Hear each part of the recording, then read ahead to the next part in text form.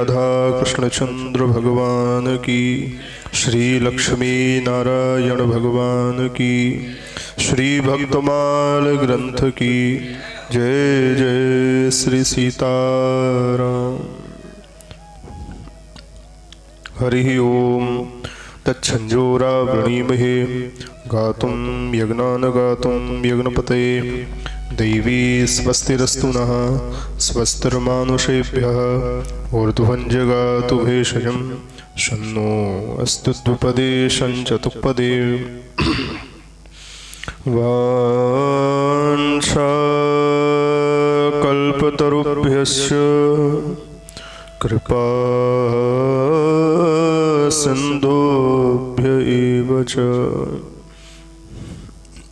पतितानां पावनेभ्यो श्री वैष्णवेभ्यो नमो नमः। प्रहलाद नारद पराशर पुंडरीक व्यासाम्बरीश शुक शौनक भीष्मदालभ्याम्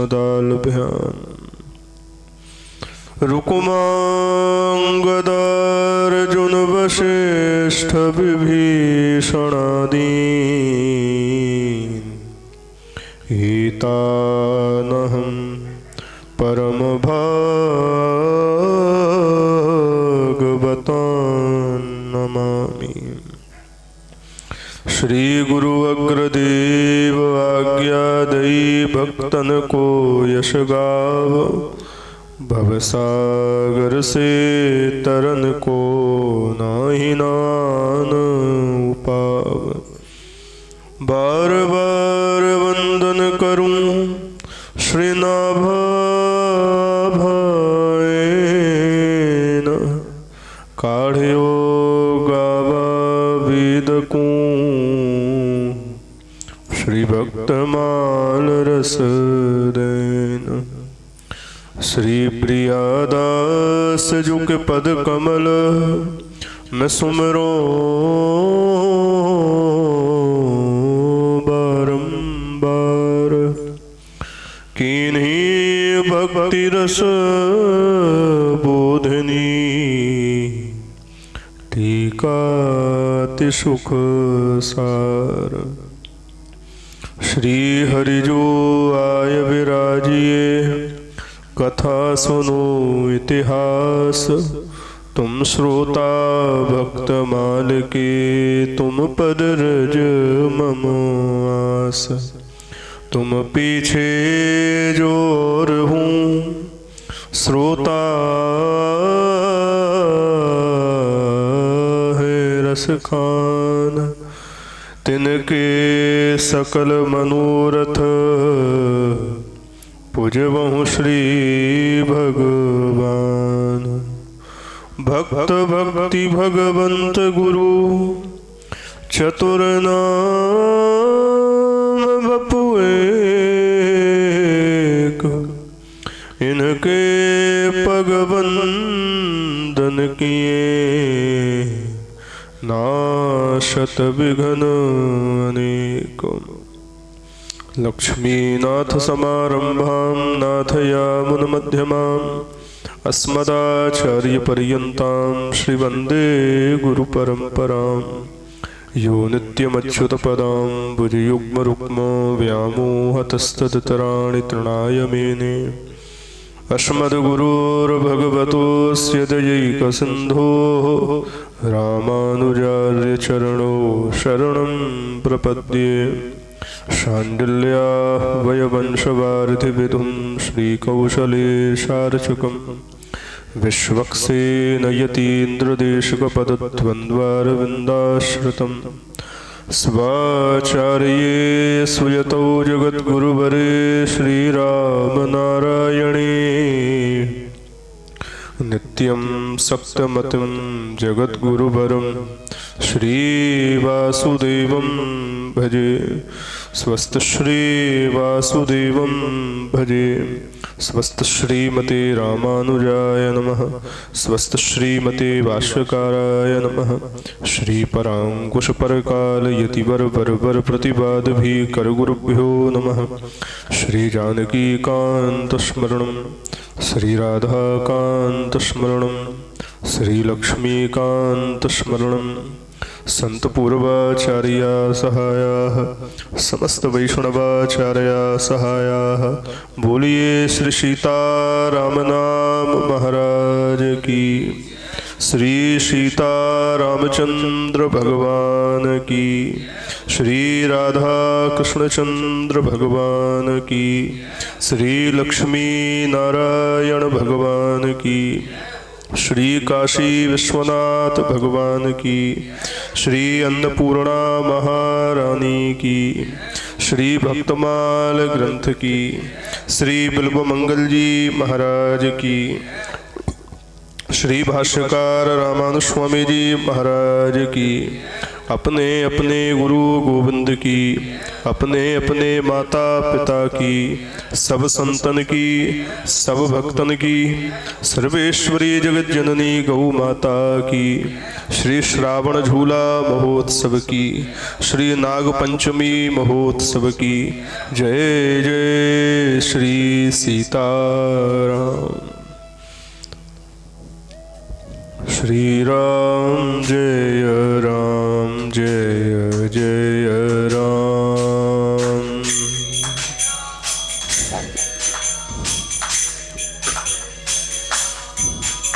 श्री राम जय जय राम।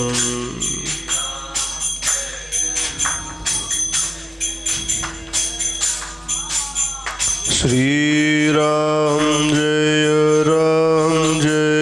जय राम।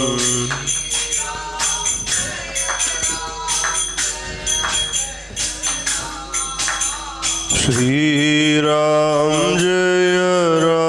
जय जय राम।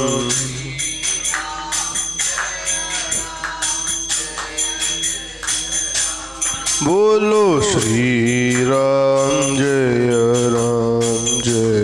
जय राम।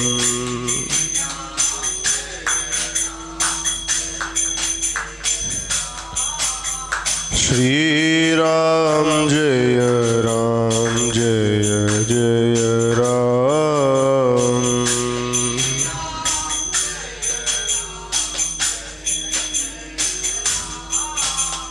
जय रघुनंदन जय सिया राम।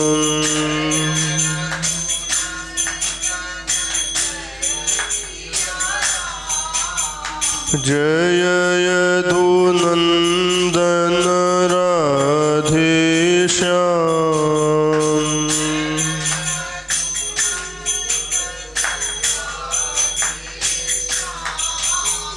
जानकी वल्लभ सीताराम।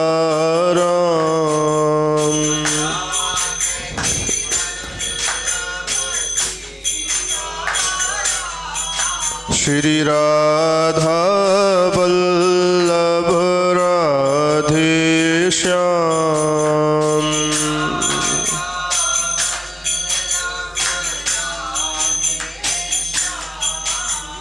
जानकी रमणा सीताराम।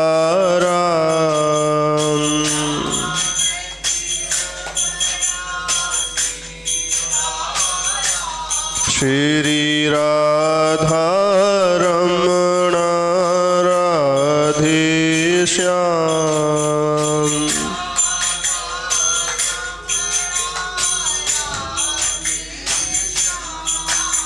श्री सरयू जी सीताराम।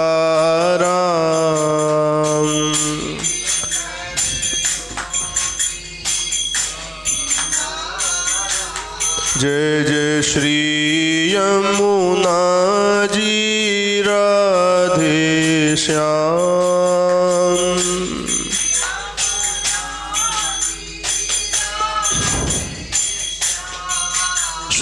कामदनाथ सीताराम।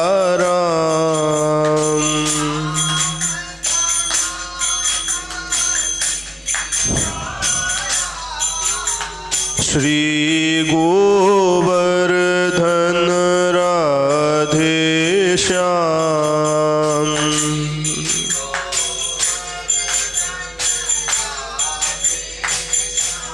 बोलो श्री राम जय जय राम। श्री राम जय राम। श्री राम जय जय राम। श्री राम जय राम।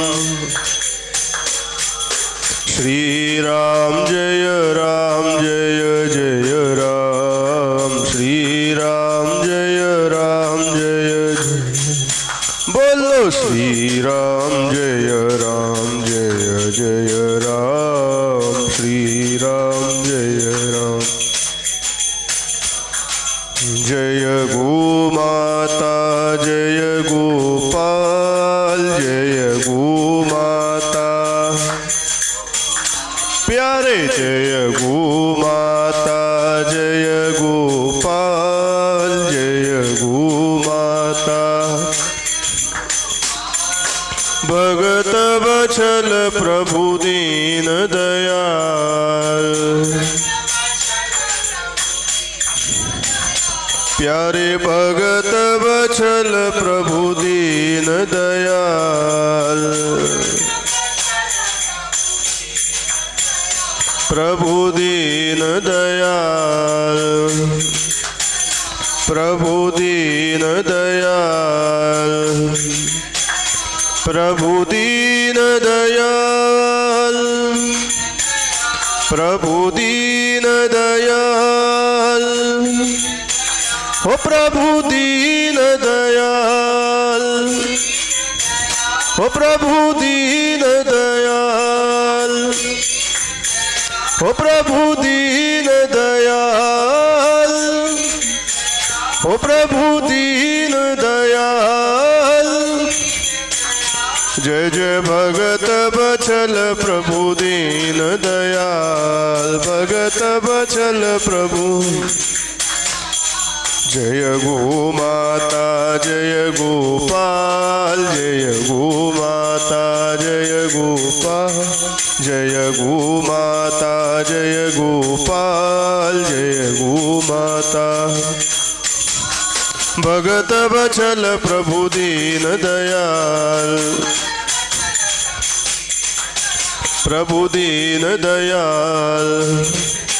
हरि दीन दयाल।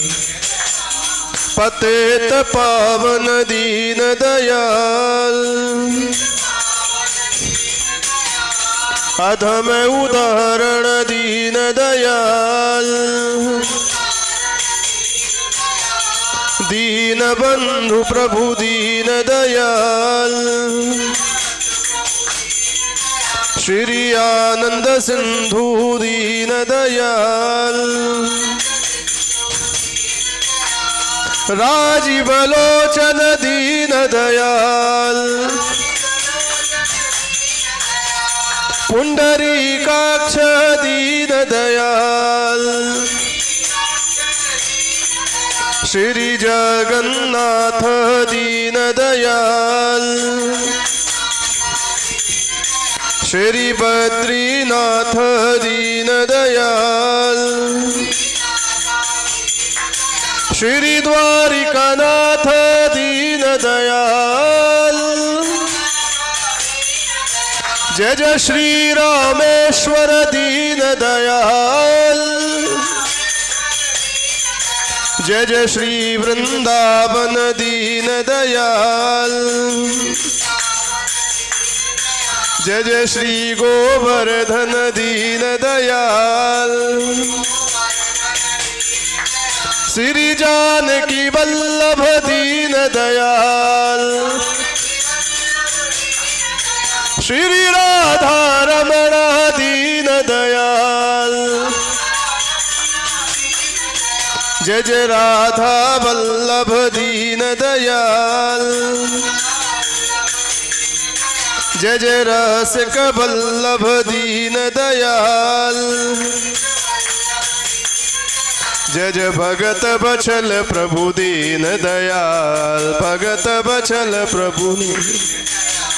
जय गो माता जय गोपाल, जय गो माता जय गोपाल, भगत बचल प्रभु दीन दयाल, भगत बचल प्रभु। बोल दीन बंधु भगवान की, श्री दीन दयाल भगवान की जय जय श्री राधे। हरि शरण।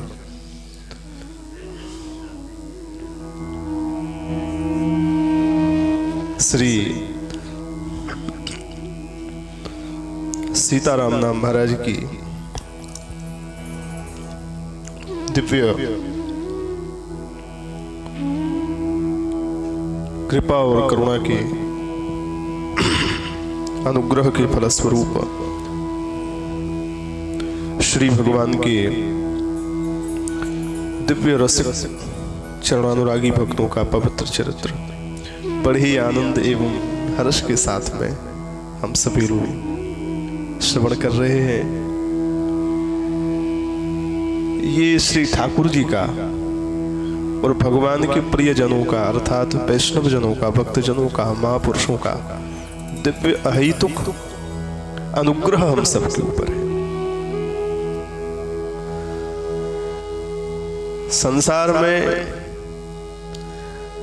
हम लोगों के ऊपर होता है ग्रह, बोलो जय सिया राम। सूरज, चंद्र, मंगल, बुध, गुरु, शुक्र, शनि, राहु, केतु, ये सब ग्रह है। जो संसार में रहोगे तो ये ग्रह पकड़ेंगे महाराज, और ये ग्रह किसी न किसी रूप में आते हैं। महाराज हमारो बाने ऐसो कर दियो और हमारो बाने ऐसो कर दियो, ये सब ग्रह हैं। पर जब हम भक्ति मार्ग में भगवान की शरणागति में आ जाते हैं, इन भक्तों की संगति में आ जाते हैं, भाग बड़े श्री वैष्णव पाए, जब इनकी संगति में आ जाते हैं तो ग्रह पीछे छूट जाते हैं। यहाँ आ जाता है अनुग्रह, यहाँ भगवान की कृपा हो जाती है। जन्मैश्वर्य वयो रूप वित्त, जन्म कर्म वयो रूप विद्यैश्वर्य धनादिभिः,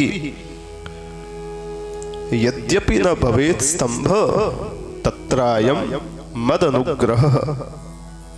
श्री भगवान ब्रह्मा जी से कहते हैं श्रीमद् भागवत में, किस स्वरूप से बोल रहे हैं? वामन के स्वरूप से बोल रहे हैं। वामन भगवान का वचन है। श्री वामन भगवान जब बलि को अपना अनुग्रह दिए, अपनी कृपा किए बलि के ऊपर 3 चरण भूमि के माध्यम से दान लेकर के, उस समय ब्रह्मा जी ने आकर के कहा, प्रभु आपकी लीला समझ में नहीं आती। जो आपको चुल्लू भर पानी दे देता है, उस चुल्लू भर पानी में ही आप डूब जाते हैं उसके प्रेम में। इसने त्रिलोकी का दान आपको कर दिया, आपने उसको बांध के पटक दिया। कोई प्रेम से एक पत्र चढ़ावे, पुष्प चढ़ावे, फल चढ़ावे तो उस पर रीझ जाते हो, सब कुछ दे देते हो। इसने सब कुछ दे दिया, त्रिलोकी दे दी, इसको बांध के पटक दिया। लीला समझ में नहीं आती आपकी। वहीं उसी संवाद में भगवान वामन का वचन है, बलि मेरा भगत है, इस पर कृपा करने के लिए आया था। ब्रह्मा जी जन्म कर्म भगवान गिना रहे हैं, ध्यान से सुनिए। जन्म, जन्म माने उच्च कुल में जन्म।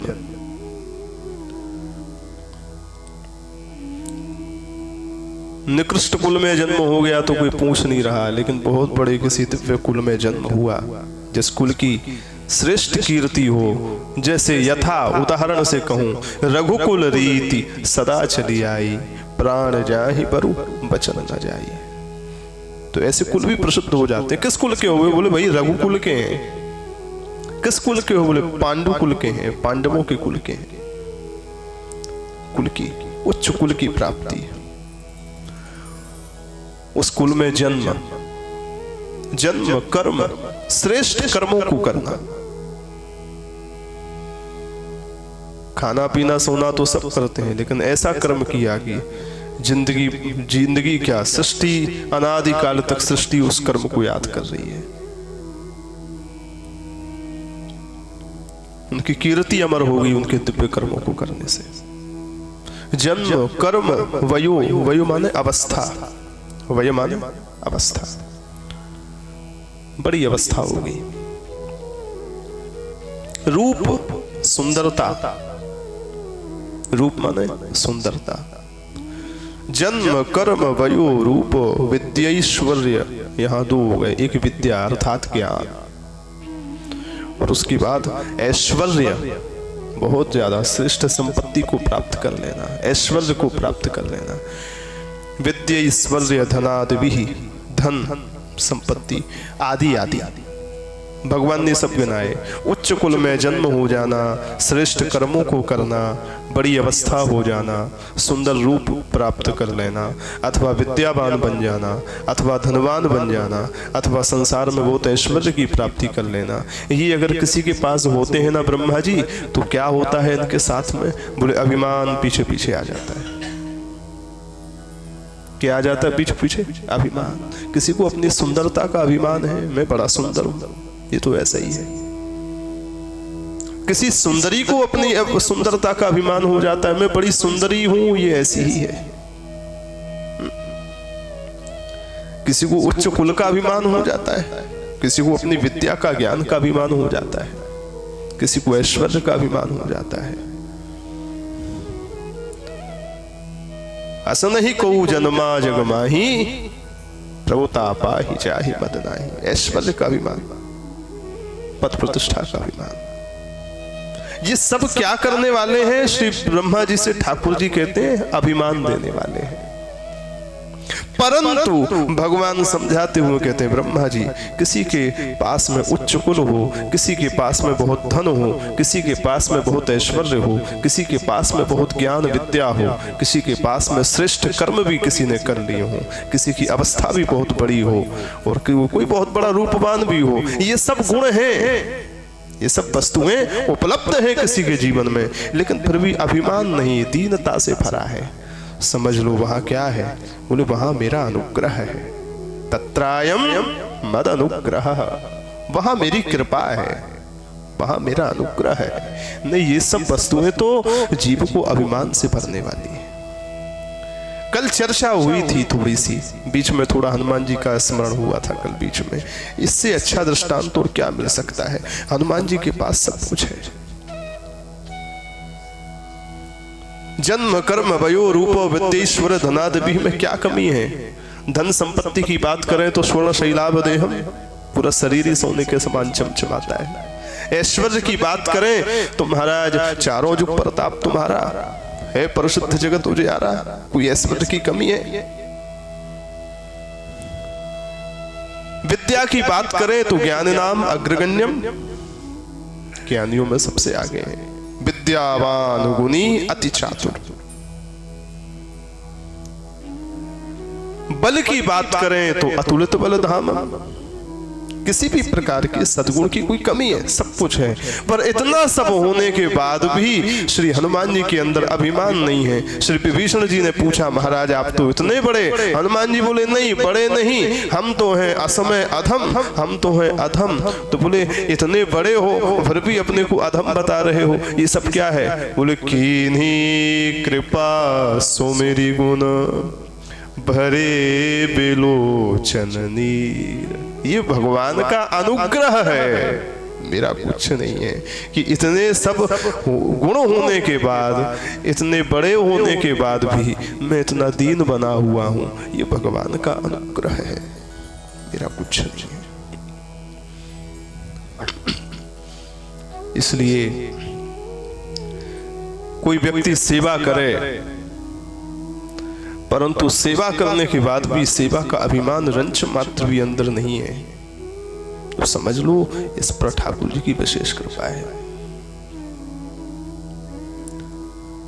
नहीं तो महाराज अच्छे कर्म करने के बाद भी ये गड़बड़ पीछे लगी रहती है कि काम तो बहुत अच्छा किया, पर अच्छा काम करने के बाद भी उस अच्छाई का अभिमान पाल लिया, वही हाल हो गया। बड़ी सुंदर सी तस्मई बनाई, खीर बनाई, बामे दाख डाली, किशमिश डाली, छुआरे डाले, काजू बादाम डाले, अधोटा दूध डाला, चीनी शर्करा डाली, सब कुछ डाला और बाद में अभिमान का नींबू भी निचोड़ दिया, सब बेकार हो गया।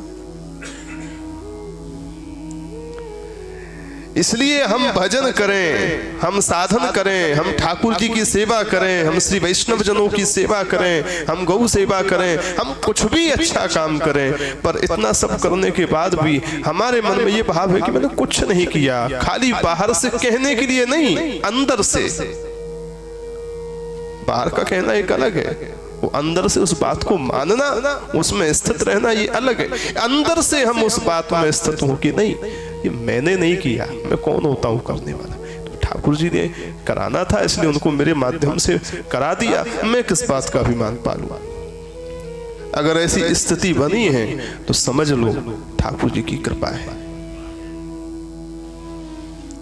वो सेवा कर दी पर अभिमान साथ में पाल लिया तो समझ लो कहीं ना कहीं अभी बहुत ज्यादा कमी है, अभी अधूरा काम है, अभी पूरा नहीं हुआ। ये अधूरे काम में तो कभी भी फिसल सकते हो। इसलिए ये दिव्य सत्संग की प्राप्ति जो हम सबको नित्य भगवान दे रहे हैं, जंगल में मंगल जो भगवान कर रहे हैं, सच में हमको भी आश्चर्य होता है। यहाँ कहाँ सत्संग करने को मिल पाता, बड़ी भगवान की दया है।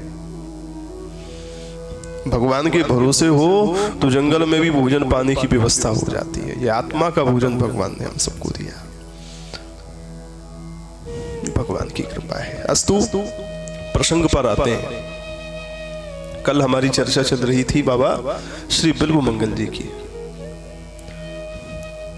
बिल्व मंगल जी की दिव्य चर्चा चल रही थी।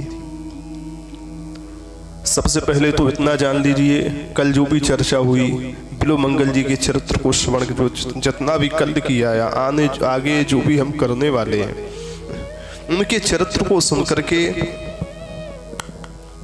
किसी भी प्रकार का मन में अभाव अथवा कुभाव लाने की आवश्यकता नहीं है। श्री बिल्व मंगल जी महाराज बहुत ही उच्च कोटि के महापुरुष हैं।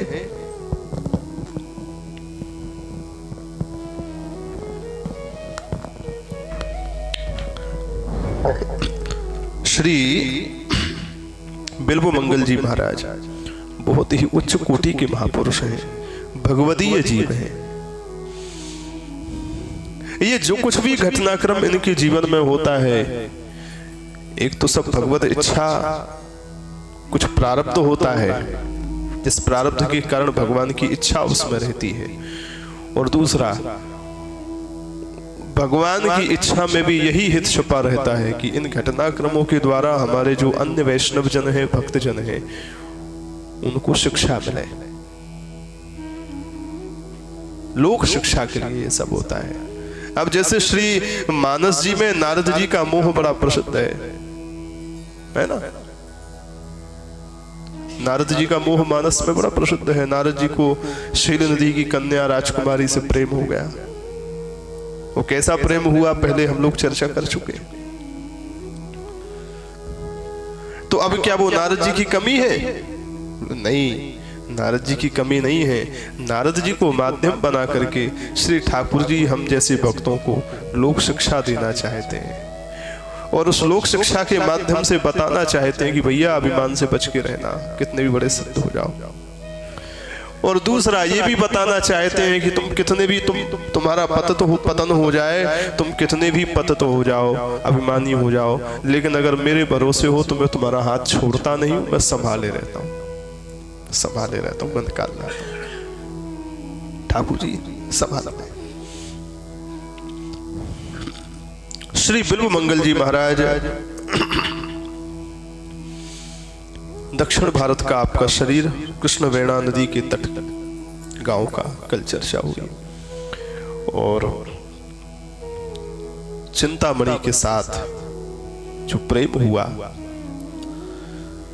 उस प्रेम में कल हम श्रवण कर चुके हैं कि चिंतामणि ने आपको डांटा है। वो डांट करके आपको कहा,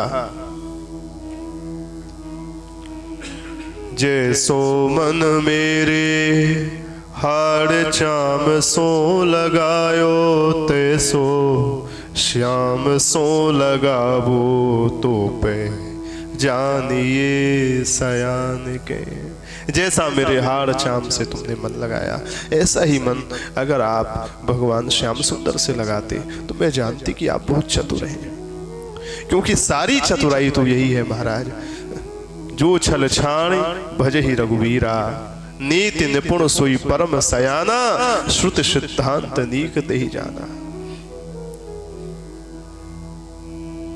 आपने बड़े वेद पढ़ लिए, बड़े पुराण पढ़ लिए, बड़े बड़े श्रेष्ठ कर्म कर लिए, सब कुछ कर लिया, बड़ा जप कर लिया, बड़ा तप कर लिया, सब कर लिया, और सोचो हम बड़े चतुर हैं जो हमने इतना कर लिया। इतना सब होने के बाद भी अगर भगवान को निष्कपट निष्काम भाव से उनसे प्रेम नहीं किया तो आप चतुर नहीं हो। चतुर कौन है? चतुर की परिभाषा गोसाई जी देते हैं, जो छल छाड़ भजहि रघुवीरा, जो निश्चल भाव से, कपट रहित भाव से भगवान का स्मरण करे, भजन करे, वही परम सयाना, वही सबसे चतुर है। राम ही भजहि ते चतुर नर, वो नर चतुर है जो राम जी का भजन करते हैं। इसलिए कहा, जैसी प्रीति मेरे से करी यही प्रीति अगर भगवान से श्याम सुंदर घनश्याम से करते तो मैं तुमको चतुर जानती। तुम तो महामूर्ख निकले। बिल्व मंगल, तुम्हारा नाम बिल्व मंगल, ये मंगल किसने कर दिया? बड़ो ही अमंगल तुम बड़े अमंगल हो। मैं तो भय भोर भजो जुगल किशोर, मैं तो सुबह होते ही युगल किशोर का भजन करूंगी। तेरी तू ही जाने, तेरे को जो करना हो सो करना। श्री बिल्व मंगल जी ने कहा, देवी सुबह क्या करोगी? जो करना है अभी से ही करते हैं। आंख खुल गई ना, खुल गई आंखें, अब लाखें रूप माधुरी को। जो आंखें अभी रूप की प्यासी थी वो अब श्याम सुंदर के रूप की प्यासी हो गई। जो आंखें अभी चिंतामणि को प्राप्त करना चाह रही थी, वही आंखें जिन्होंने चिंतामणि को बनाया है उन बनाने वाले को प्राप्त करने के लिए तरसने लगी।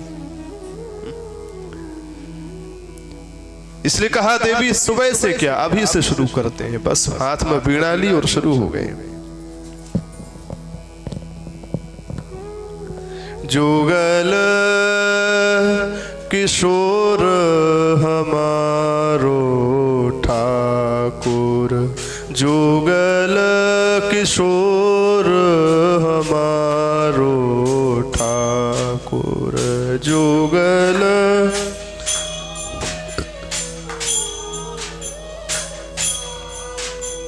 जुगल किशोर हमारो ठाकुर, जुगल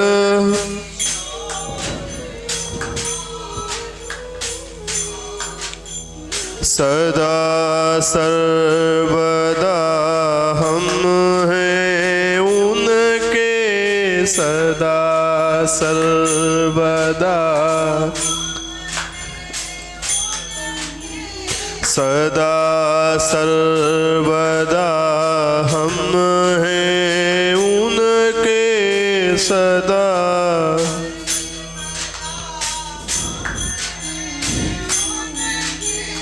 जन्म जन्म घर जाए चाकर, जन्म जन्म घर जाए चाकर।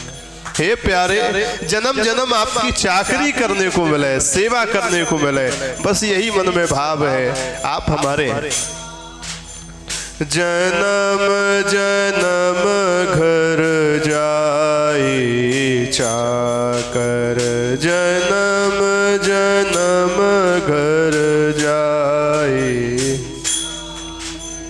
चूक पर परिहरे न कबहू, चूक पर परि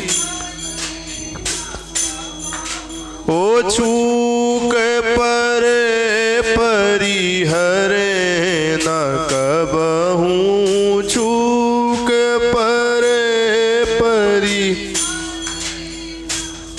श्री भट्ट जी कह रहे हैं हमारे जुगल किशोर जी कैसे हैं, शरणागत भक्त से अगर चूक भी हो जाए, माने गलती भी हो जाए, तो परिहरे न कबहूँ, अर्थात वो ठाकुर जी कभी छोड़ते नहीं, पकड़े रहते हैं। क्यों? क्योंकि वो दया के सागर है।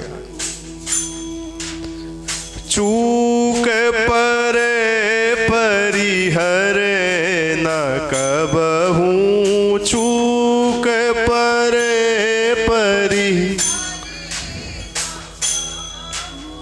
सब ही भांति दया के आगर, सब ही भांति दया के आगर, सब ही भांति।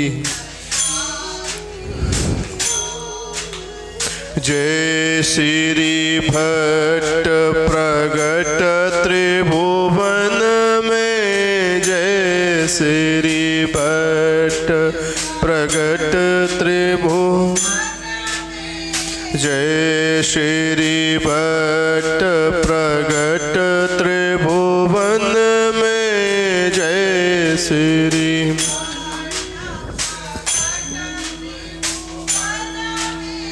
प्रणतनि पोषक परम सुधाकर, प्रणतनि पोषक परम सुधाकर, प्रणतनि पोषक परम सुधाकर, प्रणतनि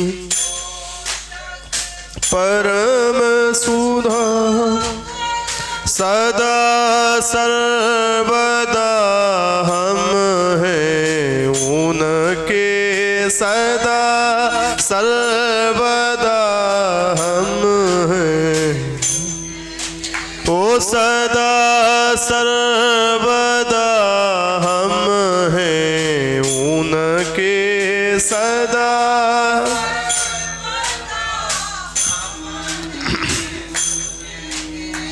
जन्म जन्म घर जाए चाकर जन्म,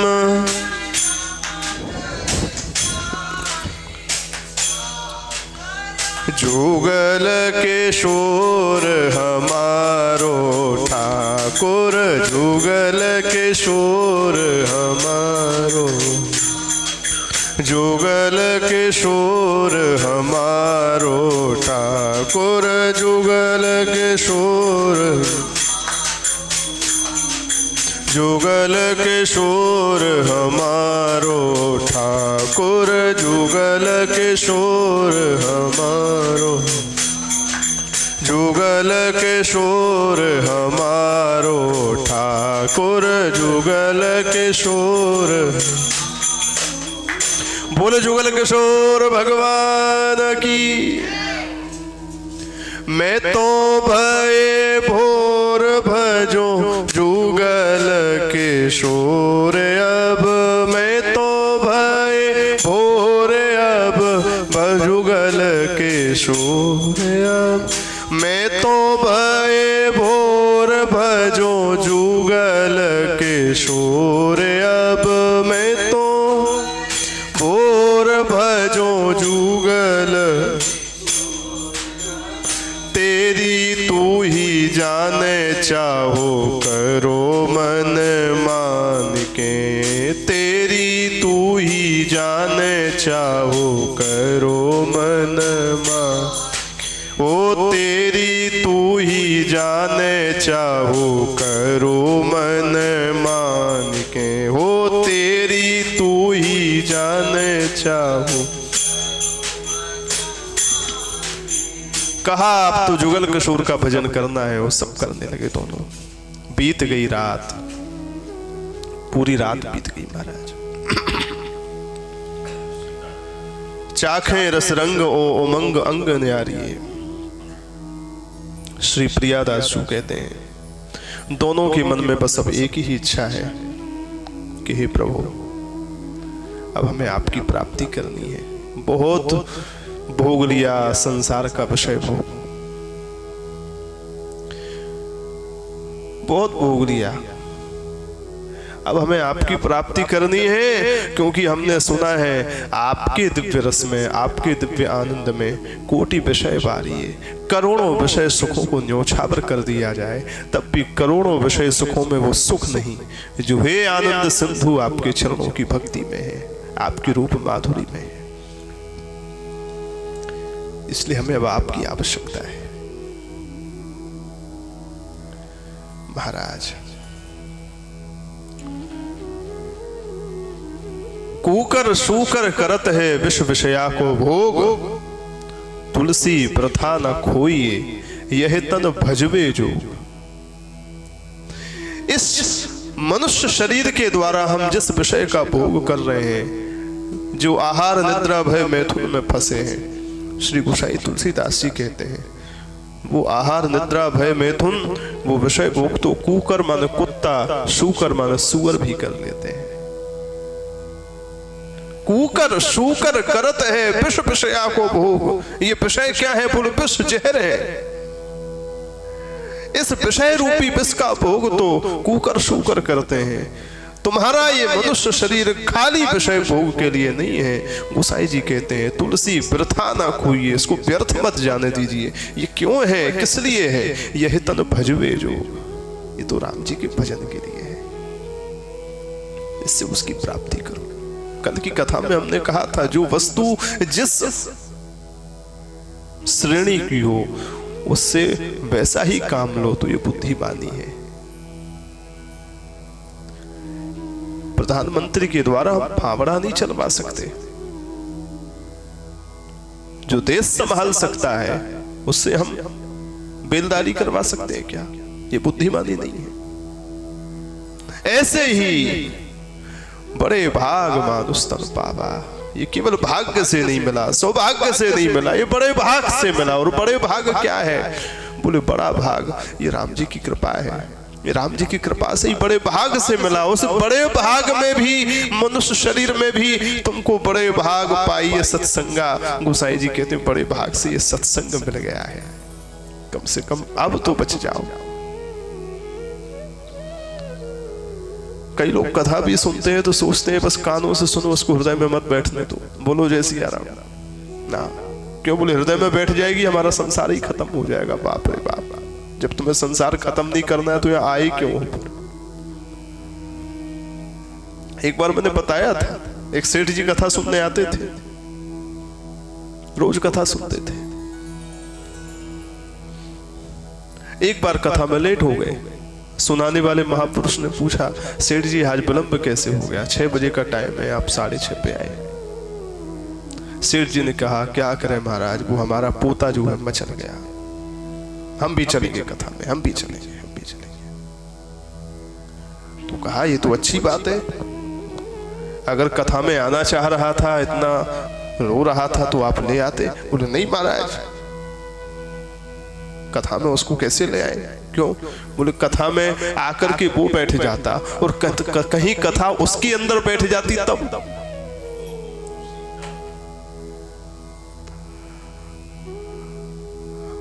हम कथा में आकर के बैठे अथवा हमारा पोता कथा में आकर के बैठे, यहां तक तो ठीक है, पर कहीं कथा हमारे अंदर आकर बैठ गई तो सब जैसी आराम हो जाएगा। इसलिए हम नहीं लाए। पंडित जी ने समझाया तो तुम कैसे बैठते हो? बोले महाराज मैं तो पहले जब रोज आता हूं तो रोज हृदय पक्का करके बैठता हूं, कुछ भी हो मैं तो यहां बैठा हूं, पर कथा को भीतर नहीं बैठने दूंगा। अगर ये बैठ गई तो जैसी आराम हो जाएगी। तो क्या करते हो? बोले महाराज बड़े आनंद से कीर्तन करते हैं, सब करते हैं, जब जाते हैं तो बैठने नहीं देते, इसको यहीं छोड़ के जाते हैं। अरे तो तुम इतनी चिंता मत करो, जब तुम इतने सामर्थ्यवान हो कि तुम कथा को भीतर नहीं बैठने देते तो छोड़ो के ना बैठेगी, पहले क्या आयो करो। सेठ जी बातों में आ गए। एक दिन किसी काम से खुद नहीं आ पाए तो पोता को भेज दिए, बेटा चला सुना, आगे बड़ो खुश है। उस दिन कथा में प्रसंग चला, कथा सुनाने वाले श्री व्यास जी महाराज ने कथा में कहा कि साधु ब्राह्मण गाय इन सब के मुख में जो बीज बोते हैं, बीज माने हम जो कुछ भी इनको खिलाते हैं पिलाते हैं, जो भी इनकी सेवा करते हैं, साधु संतों की, भक्तों की, वैष्णवों की, ब्राह्मणों की, गैया की, ये सब सीधा ठाकुर जी को लगता है। श्री धना भगत जी की कथा में हम सब ने सुना था, पहले पूर्व में चर्चा हुई। धन्य धना के भगत को, धना भगत की कथा में सुना ना हमने। साधु संतों के मुख में पेट में बोया और वो फसल निकली कहां? खेत में। बिना ही बीज अंकुर भये। धन्य धना के भगत को, धन्य धना की भगत को बिना ही बीज अंकुर भये। साधु संतों का भंडारा करा दिया। जिस खेत में बीज बो करके, जो खेत में फसल करने के लिए जो बीज था, साधु संत की मंडली आ गई, बोले महाराज कुछ भोजन कराओ। अब वही बीज था और कुछ था नहीं, बाजार में बेच करके उसी का जरा भंडारा करा दिया। महाराज पाए लो।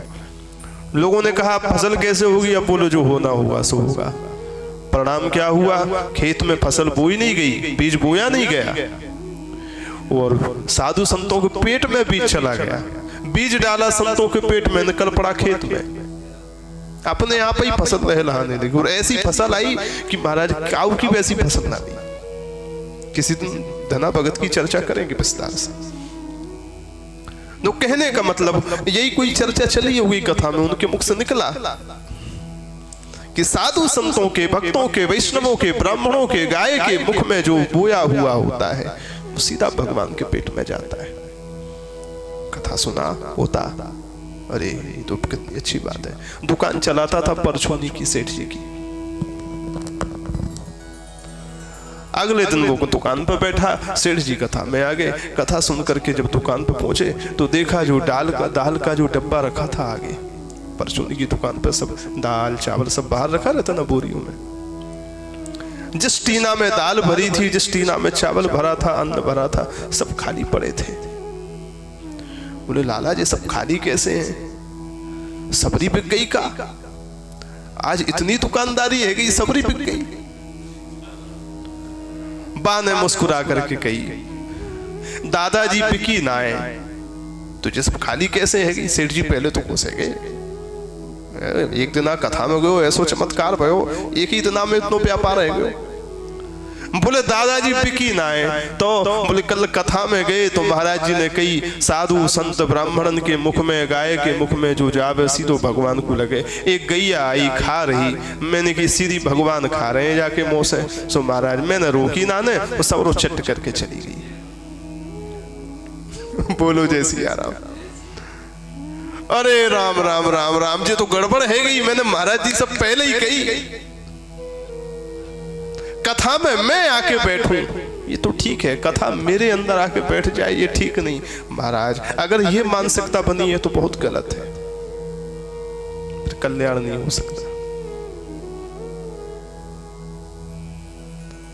कल्याण कब होगा बाबा? हम कथा में आकर के बैठे, ये सौभाग्य है। पर कथा मैया हमारे हृदय में आकर के बैठ जाए, इससे बड़ा सौभाग्य कुछ होता नहीं।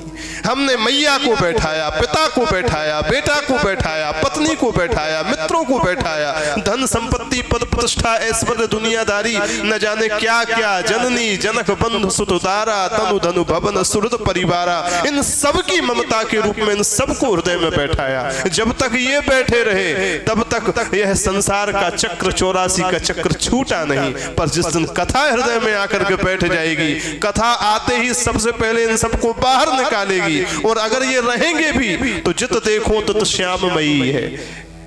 कथा क्या करेगी? ये रहेंगे तो, लेकिन मैया में भी राधा रानी दिखेंगी, बाप में भी नारायण दिखेंगे, भाई में भी राम दिखेंगे, सब कुछ दिखेगा। कथा जब ये होगा, कथा बैठेगी तभी तो कल्याण होगा, नहीं तो कल्याण कहां होने वाला? निकलने वाला कुछ नहीं है। कथा दृष्टि बदल देगी। सिय राममय सब जग जानी, करहूं प्रणाम। जोरी जुग पानी, हरि व्यापक सर बत्र समाना।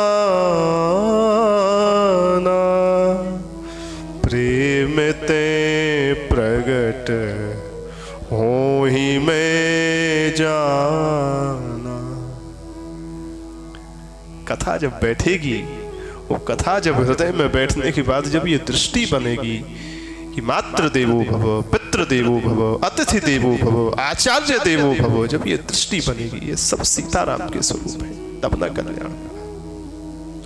वो कथा हृदय में नहीं बैठेगी तो महाराज ये दंगा प्रसाद जो आज हो रहा है, देखो बांग्लादेश का हाल क्या है, देख करके सोच में पड़ जाते एक बार।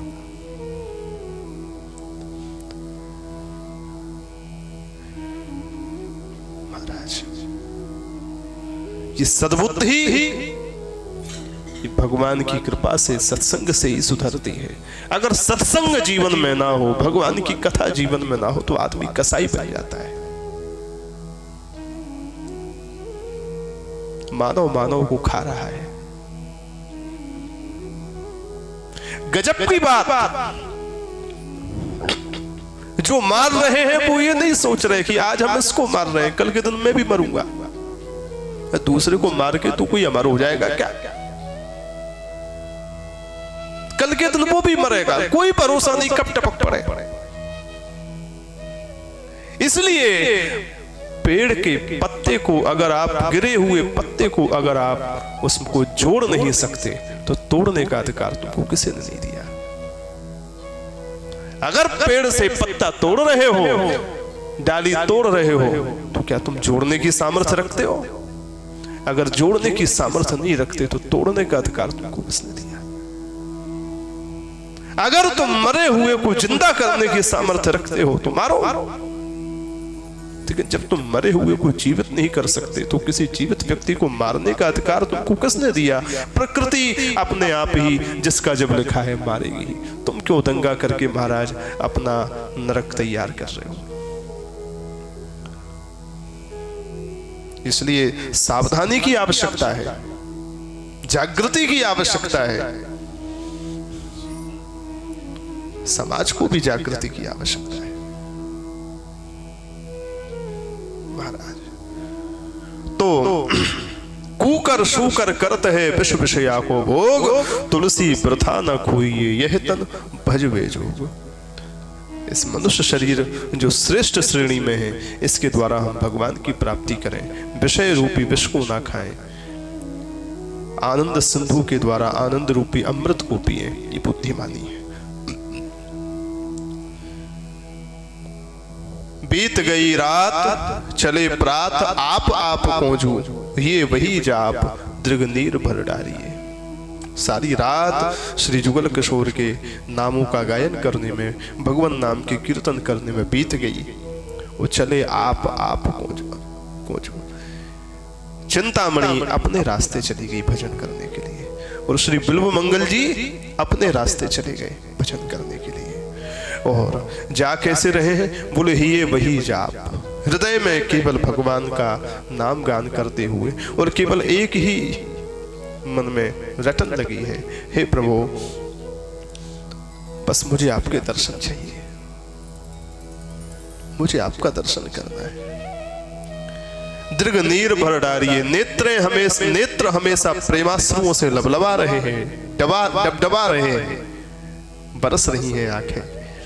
वो चल रहे हैं नाम का जाप करते हुए। महाराज इस स्थिति का आनंद ही कुछ और है, सच्ची बात बताऊं तो।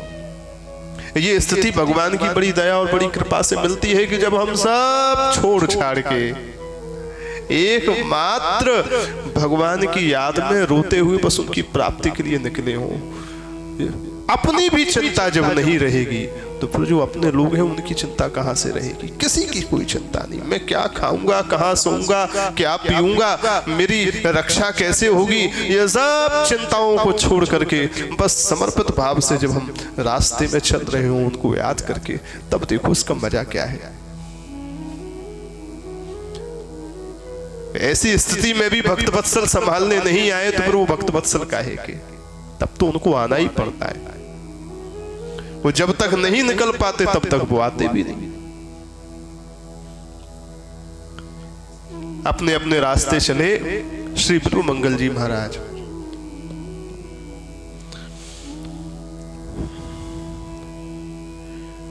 सोमगिरी नाम अभिराम गुरु कियो आनी, सके को बखानी लाल भुवन निहारिये। भक्ति की शुरुआत तब तक नहीं हो सकती, मंजिल तब तक नहीं मिल सकती जब तक मंजिल तक पहुंचाने वाला कोई मार्ग दिखाने वाला ना हो, रास्ता दिखाने वाला ना हो। ऐसे ही भक्ति के मार्ग में भगवान की प्राप्ति करने के लिए किसी न किसी सद्गुरु की आवश्यकता है। जब तक सद्गुरु नहीं मिलेगा जो तुमको रास्ता दिखाए, साधना का पथ बताए, तब तक कैसे काम बनेगा? श्री बिल्वमंगल जी के मन में आया कोई सद्गुरु मिले,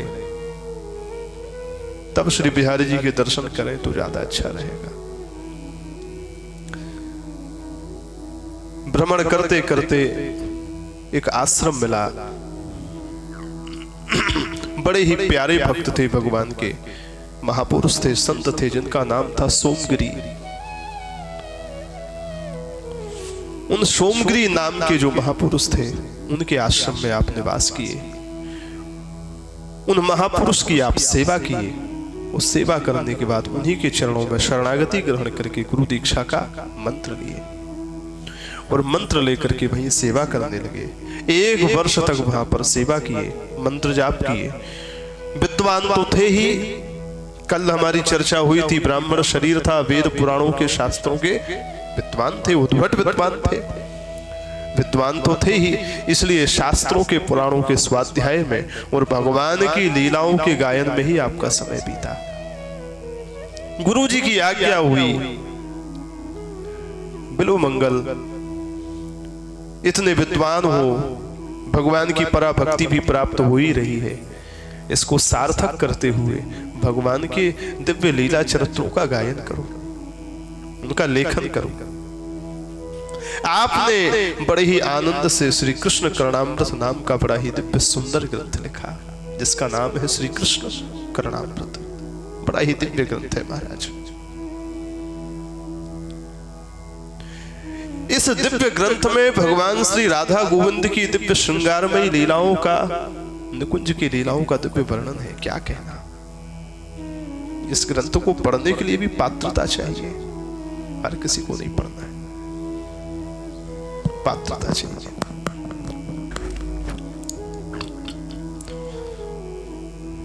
अद्भुत माने अद्भुत शब्द नहीं है, इतना अद्भुत है। आप इससे समझ लीजिए, एक उदाहरण आपको बतावे, ये ग्रंथ इतना अद्भुत था कि श्रीमद् चैतन्य महाप्रभु जब दक्षिण भारत की यात्रा पर थे,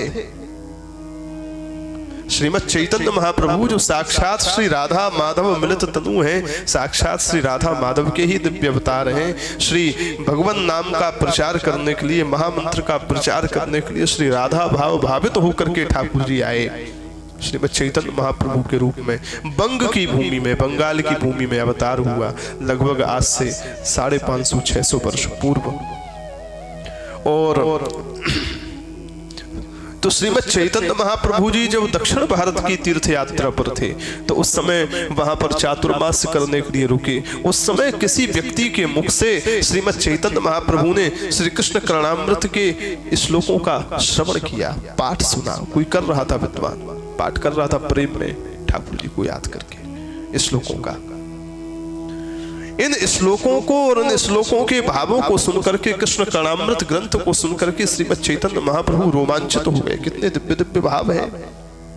उस जमाने में कोई प्रेस तो होती नहीं थी कि कई प्रतियां रखी हो, महाराज हमको भी चाहिए, लो एक किताब आप ले जाओ, एक ग्रंथ आप ले जाओ। उस जमाने में तो अगर किसी को ग्रंथ पढ़ना हो तो विधि क्या थी, बोले सामने रखा है, स्वयं लिखो, वो लिख करके ले जाओ। छपाई थोड़ी होती थी। इसलिए पुराने स्तोत्रों में, पुराने ग्रंथों में ये भी वर्णन मिलता है, इस स्तोत्र का पाठ करने का ये फल है, सुनाने का ये फल है, और इस ग्रंथ को, इस स्तोत्र को जो है किसी को 8 लोगों को या 12 लोगों को लिख करके देने का इतना इतना फल है। वो लिख करके देने का क्यों कहा जाता था? इसलिए ही कहा जाता था क्योंकि उस समय वितरण की तो सुविधा थी नहीं, लिखो और बांटो, ये भी भजन है। तो श्रीमद् चैतन्य महाप्रभु जी ने उस समय कृष्ण कर्णामृत का जो प्रथम शतक था उसको लिखवाया, भैया ये मेरे को चाहिए। और लिख करके वो बंगाल लेकर के आए, उसका पाठ करते थे। उनके शिष्यों ने श्री कृष्ण कर्णामृत के न जाने कितने श्लोकों के उद्धरण अपने ग्रंथों में दिए हैं। अब जरा विचार करिए, श्रीमद् चैतन्य महाप्रभु जी जैसे महापुरुष भी कृष्ण कर्णामृत का पाठ करते थे। ऐसा दिव्य ग्रंथ लिखा महाराज। इससे यह भी पता चल जाता है, क्योंकि श्री बिल्वमंगल जी की जन्म तिथि क्या है, किस सन संवत में हुए, विद्वानों में इसमें बहुत सारे मत हैं। कोई सार नहीं निर्णय निकल पाता कि कब हुए, उनका लीला काल क्या रहा। इसलिए इससे इतना तो पता चल जाता है कि भैया जब भी हुए श्रीमद् चैतन्य महाप्रभु से पहले हुए। आज से 700-800 वर्ष पूर्व उनका अवतार समय रहा। भगवदीय जीव थे। बड़े सुंदर सुंदर श्लोक लिखे, ऐसे प्यारे प्यारे महाराज विरह है। भगवान को याद करके अगर रोना हो तो कृष्ण कर्णामृत के श्लोकों का गायन करके रो। हे देव हे दयित हे भुवनैक बंधो हे कृष्ण हे चपल हे करुणैक सिंधो हे नाथ हे रमण हे नयनाभिराम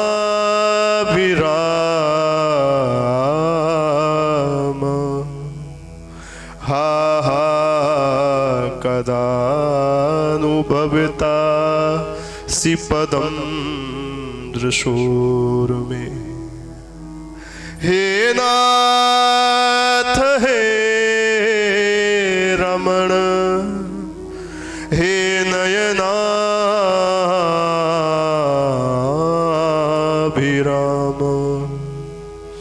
हा हा कदानुभवितासि पदम दृशोर में। हे देव हे दयित हे दयालु हे भुवनैक बंधो, हे त्रिलोकी में, हे संपूर्ण ब्रह्मांड में जितने भी जीव हैं उनके एकमात्र बंधु संबंधी रिश्तेदार। दुनिया के रिश्तेदार तो आपत्ति विपत्ति के समय छोड़ करके चले जाते हैं, लेकिन आपत्ति विपत्ति में जो हमेशा सामने दरवाजे पर ऐसे खड़ा हो जाए, आप बताओ क्या परेशानी है। ऐसे हे भुवनैक बंधो, हे कृष्ण हे चपल हे करुणैक सिंधु हे करुणा के सागर, हे नाथ हे रमण हे नयनाभिराम, मेरे नेत्रों को आराम विराम विश्राम देने वाले, आनंद देने वाले हे कृष्ण। हा हा कदानुभवितासि पदम दृशोर में, आप कब मेरे नेत्र पथ पर आएंगे, कब इन आंखों को आपके दिव्य त्रिभंग ललित बंसी वाले स्वरूप का, श्याम सुंदर स्वरूप का दर्शन होगा, कब ये दिव्य दृष्टि के पथ में आप पाएंगे। ऐसा कब होगा, ऐसा मेरा समय कब आएगा। ऐसे सुंदर सुंदर श्लोकों में भाव है, इनको कंठ करो और गला फाड़ फाड़ करके प्रेम से आंसू बहा के रो, तब देखो चमत्कार। अब आप कहो महाराज जी हमें तो संस्कृत आती नहीं, हम कैसे गाएंगे। हालांकि ये श्लोक तो बड़ा सरल है, इसमें तो केवल संबोधन है भगवान के। हे देव हे दयित हे भुवनैक बंधो, ज्यादा कठिन नहीं है। लेकिन फिर भी कहो कि महाराज जी हमको तो संस्कृत आती नहीं, हम भी भगवान को पुकारना चाहते हैं, ऐसे ही प्रेम में हमारे लिए क्या रास्ता है? तो गोसाई तुलसीदास जी ने बड़ा सरल कर दिया सब। हा रघुनंदन प्राण प्रीते, हा रघुनंदन प्राण प्रीते, तुम बिन जियत बहुत दिन बीते, हा जानकी लखन हा रघुबर, हा पितु हित चित चातक जलधर। हिंदी भाषा की चौपाइयाँ हैं, बड़े प्यारे प्यारे भाव हैं। सब कुछ गा सकता है, सब कोई गा सकता है। संस्कृत भाषा नारियल तोड़न में कठिनाई, नारियल को तोड़ने में हर व्यक्ति का सामर्थ्य नहीं होता। बेचारा 1.5 हड्डी का व्यक्ति कठोर नारियल को कैसे तोड़ेगा? पहलवान हो तो नारियल को तोड़ सकता है। ऐसे ही संस्कृत भाषा को समझने के लिए जिसकी बुद्धि बड़ी ही कुशाग्र हो, वह संस्कृत भाषा को, व्याकरण को, उसकी भाषा विज्ञान को समझ सकता है। सीधा साधा व्यक्ति जो बिना पढ़ा लिखा है, अनपढ़ है, वो कैसे संस्कृत को समझ सके? तो ऐसे व्यक्तियों के लिए गरीब फोड़ तुलसी धरी जो चाहे सो खाए। इस संस्कृत भाषा के विज्ञान को, रूप नारियल को तोड़ करके गरीब बाहर निकाल करके मानस के रूप में, चौपाइयों के रूप में रख दिया। जिसको खाना हो सो खाओ, कोई भी पुकार सकता है। ये विरह भाव भावित श्लोक और चौपाइयां हैं। हा नाथ रमण प्रेष्ठ क्वासी क्वासी महाभुज, दास्यास्ते कृपणाया में सखे दर्शय सन्निधि। हे नाथ, हे रमण, हे मेरे वल्लभ, हे महाभुज, हम सब आपकी दासी हैं, हमको अपनी दिव्य सन्निधि का अनुभव कराइए। ऐसा प्यारा ग्रंथ है महाराज श्री कृष्ण का नामामृत, बड़ा प्यारा है। आपने ऐसे दिव्य कृष्ण का नामामृत ग्रंथ का लेखन किया है। खाली एक ही ग्रंथ ही नहीं लिखा, लगभग आपके 8 ग्रंथ हैं। उसमें कुछ प्राप्त है, कुछ प्राप्त नहीं है। पर कृष्ण करणामृत सब में शिखर है, बड़ा ही सुंदर है। महाराज भगवान की प्राप्ति में आप 1 वर्ष वहां गुरु के आश्रम पर, सदगुरु के आश्रम पर बिताए, वहां पर निवास किए, भजन किए, सदगुरु की सेवा किए, ग्रंथों का लेखन किए। रहे सो बरस रस सागर मगन भये, नए नए छोज के श्लोक पढ़ लीजिए। और 1 वर्ष बाद सदगुरु से आज्ञा लेकर के फिर आप श्री वृंदावन को चले। ग्रंथ का लेखन करते करते, भजन करते करते, सदगुरु सेवा करते करते धीरे धीरे और विकलता बढ़ती गई। वो जब विकलता बढ़ी तब सोचा वृंदावन चलूं, और वृंदावन में चल करके श्री वृंदावन बिहारी का दर्शन करूं। श्री वृंदावन में अलग से कुछ नहीं था उस काल में, कोई महल अटारी गांव नगर कुछ नहीं था उस काल में। वृंदावन माने वृंदावन ही था, तुलसी का, पेड़ पौधों का, प्रकृति का वन ही था, बस जंगल था घना। उस काल में कुछ नहीं था।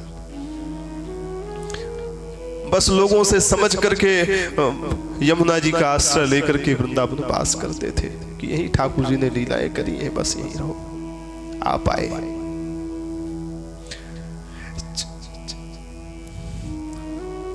चले वृंदावन मन कहे कब देखो जाय, चले वृंदावन मन कहे कब देखो जाय, चले वृंदावन वृंदावन मन कहे कब देखो जा, आय मग माझ एक ठोर मति भीजिए, आए मग माझ एक ठोर मति भीजिए।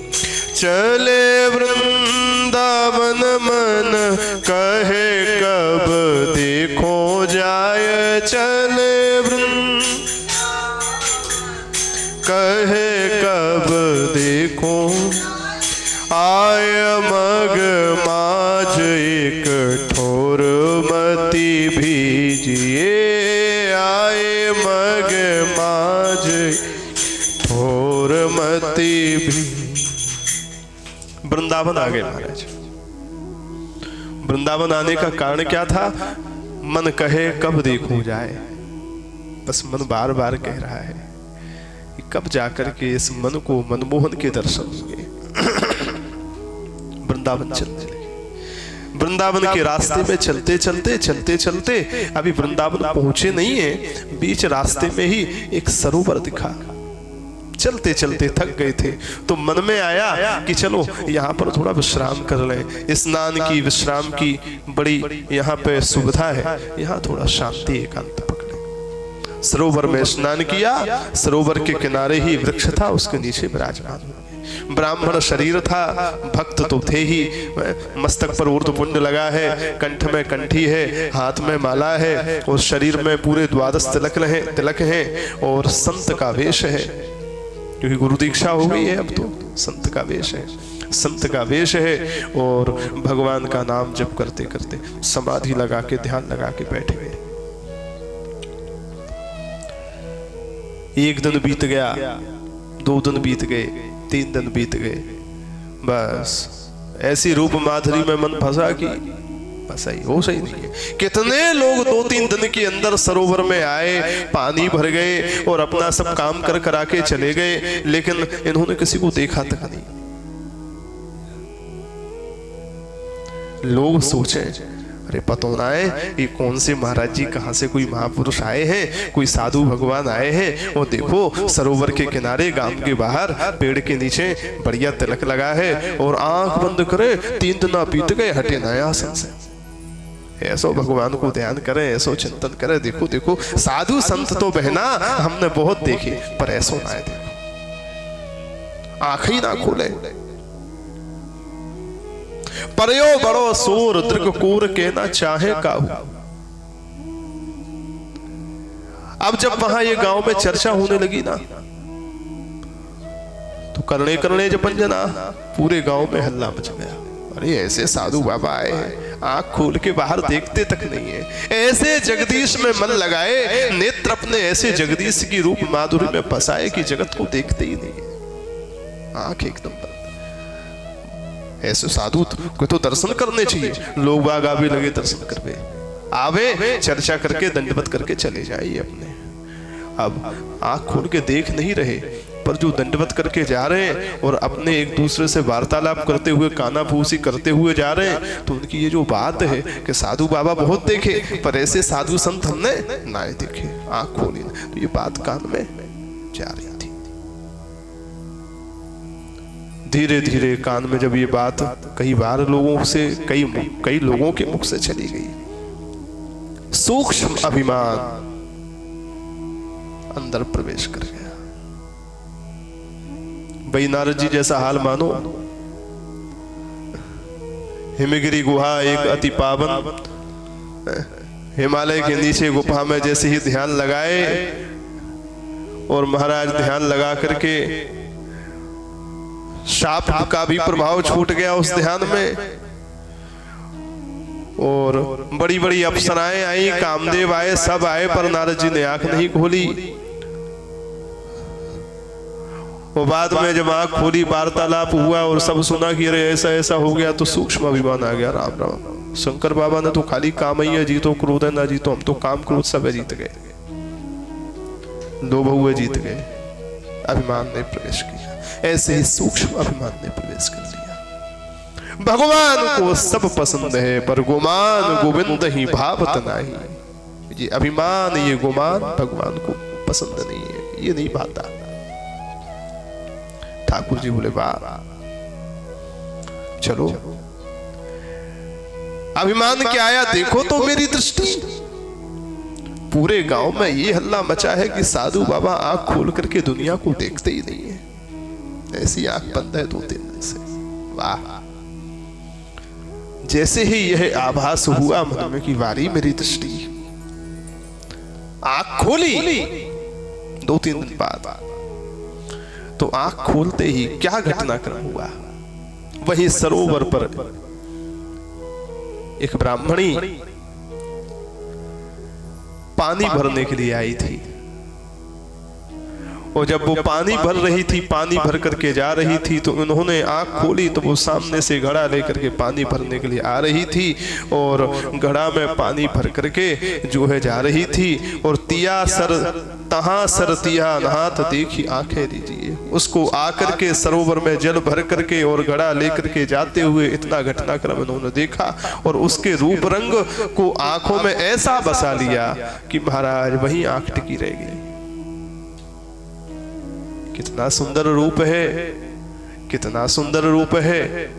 अरे राम राम राम, अभी जो आंखें श्याम सुंदर के रूप में फंसी थी, वो आंखें अब श्याम तो चले गए, खाली सुंदरता पे अटक गई।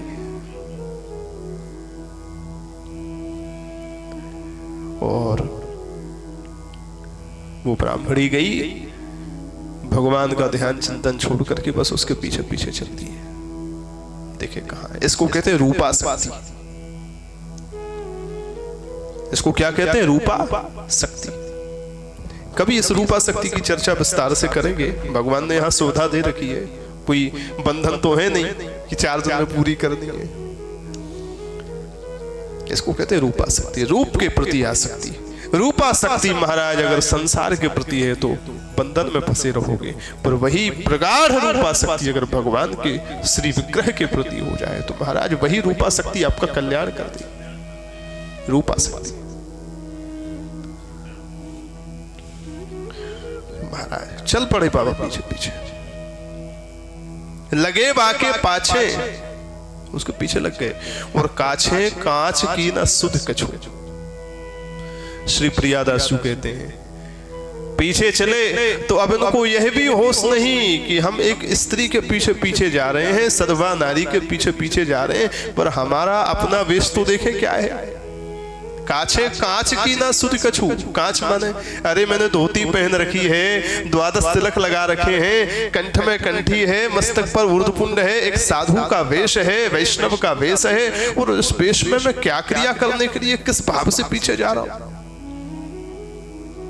अगर थोड़ा सा भी बुद्धि में स्थिरता होती तो अपने आप को संभाल पाते, लेकिन वही बात है, संगात संजायते कामः कामात् क्रोधो विजायते क्रोधात् भवति सम्मोहः सम्मोहात् स्मृति विभ्रमः। सम्मोहन हुआ और सम्मोहन के आते ही बुद्धि नष्ट हो जाती है, विवेक नष्ट हो गया। चल पड़े पीछे, गई घर आछे रहे द्वार तन छीजिए।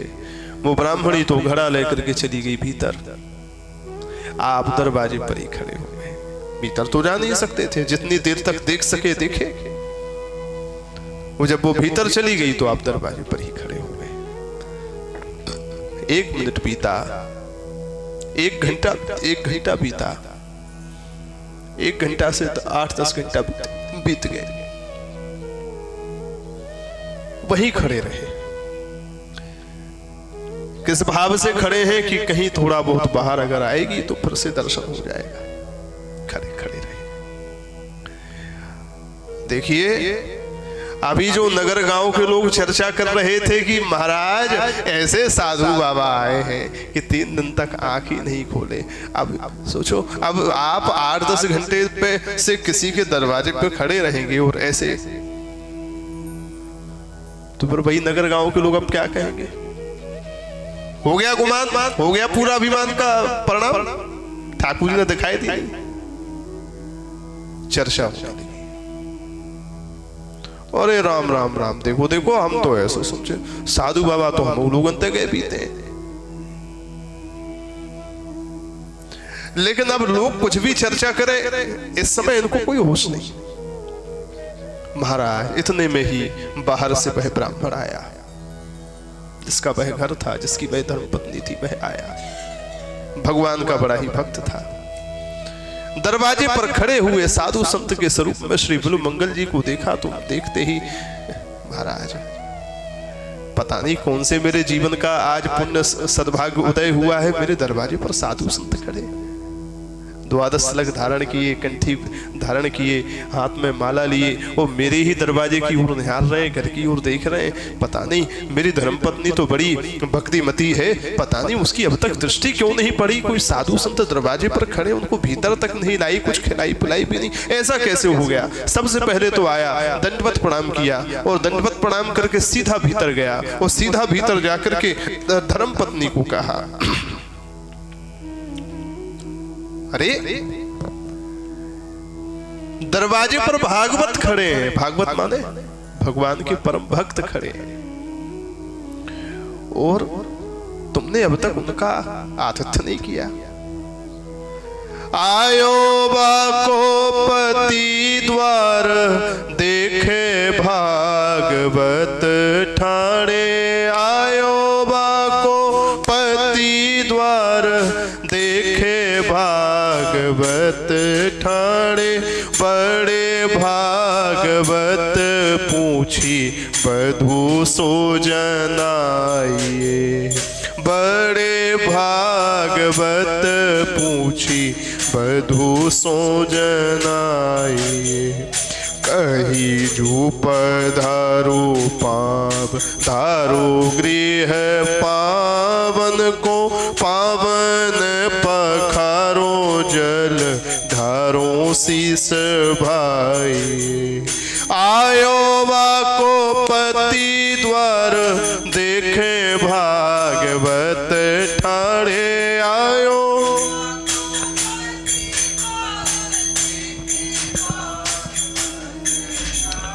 बड़े भागवत पूछी बधू सो जनाइए, बड़े भागवत पूछी बधू सो देखे भागवत ठाणे। दरवाजे पर जब भक्त का दर्शन किया तो पूछा, देवी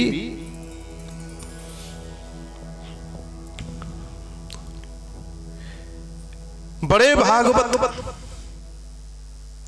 ऐसे वैसे भी नहीं, द्वादश तिलक लगे हैं, कोई बहुत अच्छे उच्च कोटि के महापुरुष लगते हैं, बहुत बड़े भगवान के कोई भक्त हैं, और तुमने अब तक उनकी अगवानी नहीं करी, भीतर नहीं लाई, ऐसा कैसे। पूछी वधू, धर्मपत्नी से पूछा, तुम तो ऐसी थी नहीं, ये क्या अपराध कर रही हो। सो जनाई, उसने सारी बात बता दी। महाराज सच में भक्त जनों की, वैष्णव जनों की, भागवत जनों की सेवा तो करनी ही चाहिए, मैं करती भी हूँ, हमेशा आपके साथ कदम से कदम मिला करके सेवा करती हूँ। पर ऐसी ऐसी बात है, मैं सरोवर पर पानी भरने के लिए गई थी, वहां ऐसे ऐसे तब से महाराज जी के हाव भावों से ऐसा लग रहा है कि महाराज जी मेरे प्रति रूपासक्त हो गए, और उस रूपाशक्ति के कारण वो सरोवर का किनारा, वो वृक्ष की छांव, वो भगवान का ध्यान चिंतन सब छोड़ करके ये इधर आ गए हैं। वो सुबह से खड़े हैं, सारे गांव में यही चर्चा चल रही है, और आप कह रहे हैं मैं भीतर ले आऊं, ये कैसे संभव है।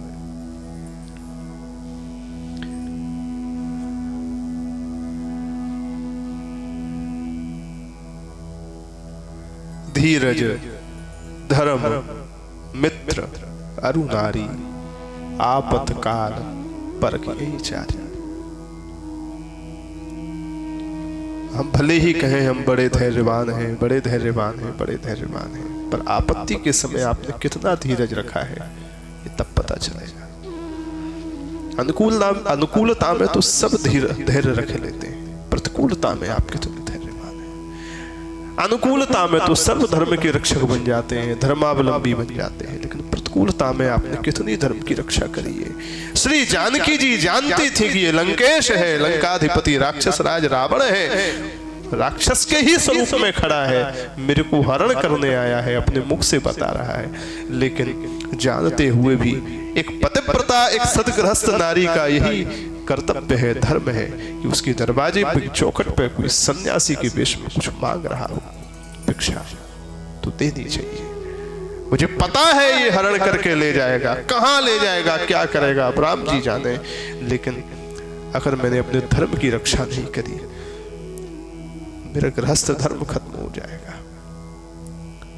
शास्त्रों में सुना है, सत्संग में सुना है, धर्मो रक्षति रक्षतः। जब हम धर्म की रक्षा करेंगे तब धर्म हमारी रक्षा करेगा। जब धर्म की रक्षा हम ही नहीं करेंगे तो हमारा धर्म हमारी क्यों रक्षा करेगा? इसलिए धर्म रक्षा पर अगर जीवन खतरे में भी पड़ जाए तो कोई बात नहीं। जानकी जी आगे बढ़ी, जबकि उनकी यश और प्रतिष्ठा का सवाल था। रावण हरण करके ले जाएगा, मुंह से बता रहा है, लेकिन फिर भी उन्होंने अपने यश, अपनी प्रतिष्ठा, उसको एक तरफ करके धर्म को छोड़ा। उसी प्रकार महाराज ये आयो बाको पति द्वार देखे भागवत ठाणे। जब वह ब्राह्मण आया, भक्त आया, और उसने जब दरवाजे पर श्री बिल्व मंगल जी को देखा तो उसने कहा कोई भक्त खड़े हैं। लेकिन जो ब्राह्मण जो देख रहा है, जो गृहस्थ जो देख रहा है कि ये भक्त है, वो कैसा है? प्रियादास जी उसका परिचय देते हुए कहते हैं बड़े भागवत, ये और बड़ा भागवत है महाराज, बड़ा भगवान का भक्त है। क्यों भगवान का भक्त है? बधू से पूछा ये दरवाजे पर कैसे खड़े हैं? साधु दरवाजे पर, अरे घर के भीतर होना चाहिए, इसके चरण से हमारा घर पवित्र हो जाता। और उसने जब सब बताया तो महाराज उसने क्या चुना? बोले नहीं, इतना सत्संग किया, इतना भजन किया, इतना शास्त्रों का स्वाध्याय किया, भगवान का प्रेम समझा, उसमें तो सब यही समझा है कि जैसे बने तैसे वैष्णव की सेवा करनी चाहिए, साधु संत की सेवा करनी चाहिए। इनके मन में क्या भाव है तो राम जी जाने। लेकिन देवी, मुझे इनके अंदर कुछ नहीं दिख रहा, बस यही दिख रहा है कि ये वैष्णव है, हमारे दरवाजे पर किसी कामना से आए हैं, इनकी कामना पूर्ण होनी चाहिए। इसलिए तुम तैयारी करो, मैं भीतर लेके आता हूं। बाहर गई, बाहर जाकर के पुनः दंडवत करी, नमस्कार प्रणाम करके राम राम करके कहा महाराज आप 10 घंटे से हमारे घर के बाहर खड़े थे, मैं उसके लिए आपसे क्षमा चाहता हूं, आप भीतर पधारे। कही जो पधारो, आप भीतर पधारे। पांव धारो, अपने चरण को भीतर रखें। गृह पावन को, मेरे इस घर को पवित्र करें। पावन पखारो, जल ढारो, शीस धारिये। आप आसन पर विराजमान हो, पधरे, भीतर पधारे, और मैं आपके चरणों को पखार करके, उस चरणों तक का पान करके, उस आपके दिव्य पवित्र चरण को अपने घर के संपूर्ण भवनों में छिड़क करके, प्रक्षालित करके मैं पवित्र हो जाऊंगा, अपने मस्तक पर छिड़कूंगा। ऐसी मेरी प्रार्थना है आपसे, आप चले। महाराज ये वैष्णव के प्रति निष्ठा, ब्राह्मण ये सब देख ही नहीं रहा कि ये क्या कामना है इनके अंदर, बस वो यही देख रहा है कि एक वैष्णव है। वैष्णव तो साक्षात भगवान के ही स्वरूप है। रामते अधिक राम कर दासा। राम जी भी अगर इस भावना से आ जाए, राम जी का तो हालांकि नाम निकल गया, हमारे राम जी तो कभी इस प्रकार की भावना मन में ला ही नहीं सकती। तो मर्यादा पुरुषोत्तम है। पुरुषो रामचरितम श्रवणैहि उपधारयन्। राम जी का तो छोड़ो, पर भगवान भी अगर इस भावना से आ जाए तो क्या भावना भगवान की इस कामना को हम पूरी नहीं करेंगे? भगवान आए नहीं क्या? छल कर टारू तासु प्रथ, प्रभु सुर कारज की। वृंदा का पातिव्रत भगवान ने छला कि नहीं छला? तो तो फिर भगवान ही अपने मुख से कह रहे हैं कि राम ते अधिक राम कर दासा। एक बार को जब हम भगवान को नहीं लौटाते तो जो भगवान से भी बड़े हैं वो कैसे लौटाते? महाराज आप पधारिए। चले भवन माज मन आरती मिटाए बेको, गाय बेको पावन जोई रीति सोई के बनाइए। चले भीतर। बिल मंगल जी तो उस समय दूसरे ही भाव में चले, प्रसन्न हो गए।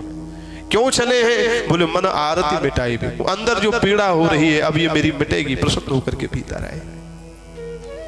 वो जब भीतर आए तो महाराज भीतर जैसे ही आए विराजे, चरण धर्म पत्नी के साथ चरण पखारे, चरणोदक लिया, शेष जल को भवन में प्रक्षालित किया, साष्टांग दंडवत करी, कुछ अल्पाहार स्वल्पाहार फलाहार भी पवाया और कहा महाराज आप विश्राम करें।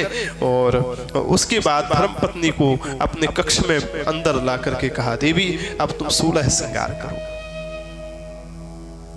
और 16 श्रृंगार करके नारी से कहो है तू श्रृंगार करी सेवा कीजिए। 16 श्रृंगार करो। वो करना क्या है? सेवा, वैष्णवों की सेवा की जाती है। सेवा करो। कामी साधु ही कृष्ण कही, लोभी बामन जान। साधु के अंदर अगर काम का दर्शन हो रहा है तो भगवान श्री कृष्ण की भावना कर लो। साधु संत के अंदर अगर लोभ का दर्शन हो रहा है तो बामन रूप में प्रभु आए हैं ऐसा समझ लो। क्रोध का दर्शन हो रहा है तो साक्षात नरसिंह का पधारे हैं ऐसा दर्शन कर लो। तो क्या होगा? बोलो नहीं भक्त की हान। अंदर जो प्रेमा भक्ति तुम्हारे अंदर विराजमान है उस भक्ति की हानि नहीं होगी, भक्ति सुरक्षित हो जाएगी। लेकिन महाराज इस प्रकार की स्थिति तक पहुंचना सबके बस की बात नहीं है, इतना भी जान लेना। ये सबके बस की बात नहीं है।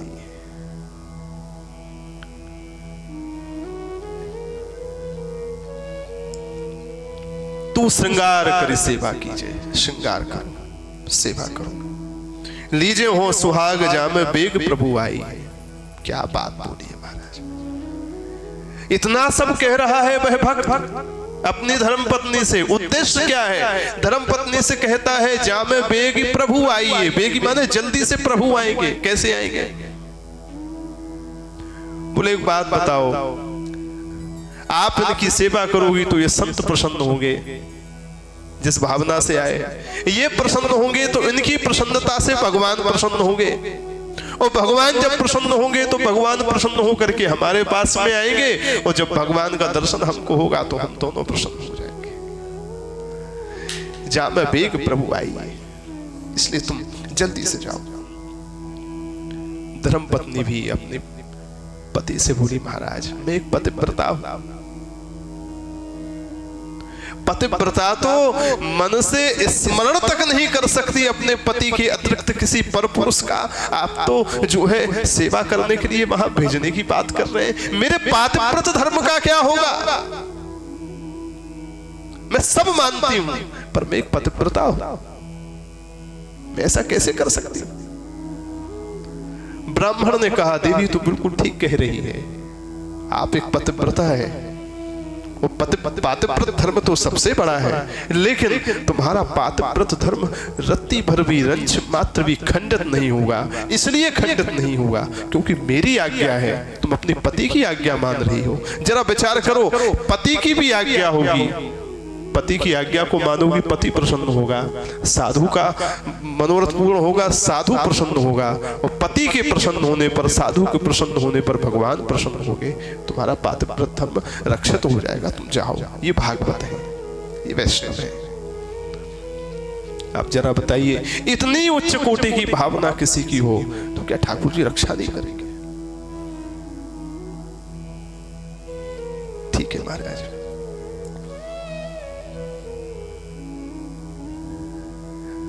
भक्त के घर में तो प्रसाद होता है। भक्त बिना भगवान को भोग लगाए कुछ खाता नहीं। अन्नम विष्ठा जलम मूत्रम यद विष्णोः अनिवेदितम। शास्त्र कहते हैं वो अन्न विष्ठा के समान है, जो भगवान को नहीं खिलाया सीधे खा लिया। वो जल मूत्र के समान है, जो भगवान को नहीं पिलाया तुमने पी लिया। पहले भगवान को समर्पित करो, तुम ही निवेदित भोजन करही, प्रभु प्रसाद पट भूषण धरही। प्रसाद मान करके उच्छिष्ट मान। जो भगवान की सेवा करता है, भजन करता है, श्री विग्रह की सेवा करता है, उसके यहाँ तो जो कुछ भी होता है वो सब प्रसाद होता है। चलिए सिंगार करी थाली में प्रसाद लेके, चलिए सिंगार करी थाली में, चलिए श्रृंगार करी थाली में प्रसाद लेके, चलिए श्रृंगार करी। ऊंची चित्र सारी जहां बैठे अनुरागी है, ऊंची चित्र सारी जहां बैठे अनुरागी, ऊंची चित्र सारी जहां बैठे अनुरागी है, ऊंची चित्र जहां बैठे अनुरागी। चलिए श्रृंगार करी थाली में प्रसाद लेके। महाराज श्रृंगार किया और पति की आज्ञा मान करके भगवान की सेवा, वैष्णव की सेवा मान करके ठाकुर जी का प्रसाद हाथ में लेकर के चलिए थाली में प्रसाद लेके। जैसे ही वहां पहुंचे सबसे पहले तो प्रसाद लिया, और जैसे ही भगवान का वह दिव्य उच्छिष्ट प्रसाद पाया,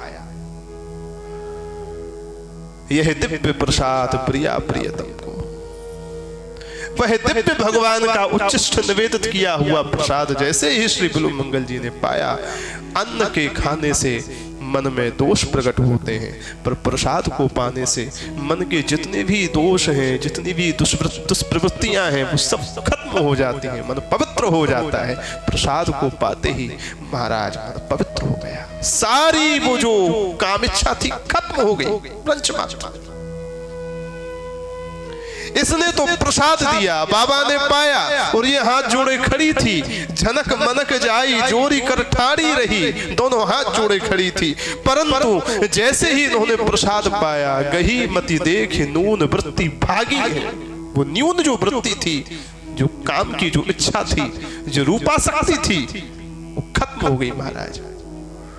वो जो रूपासक्ति यहाँ फंस गई थी, वो वहां से हट के डायरेक्ट वहीं पहुंच गई जहां पहले थी।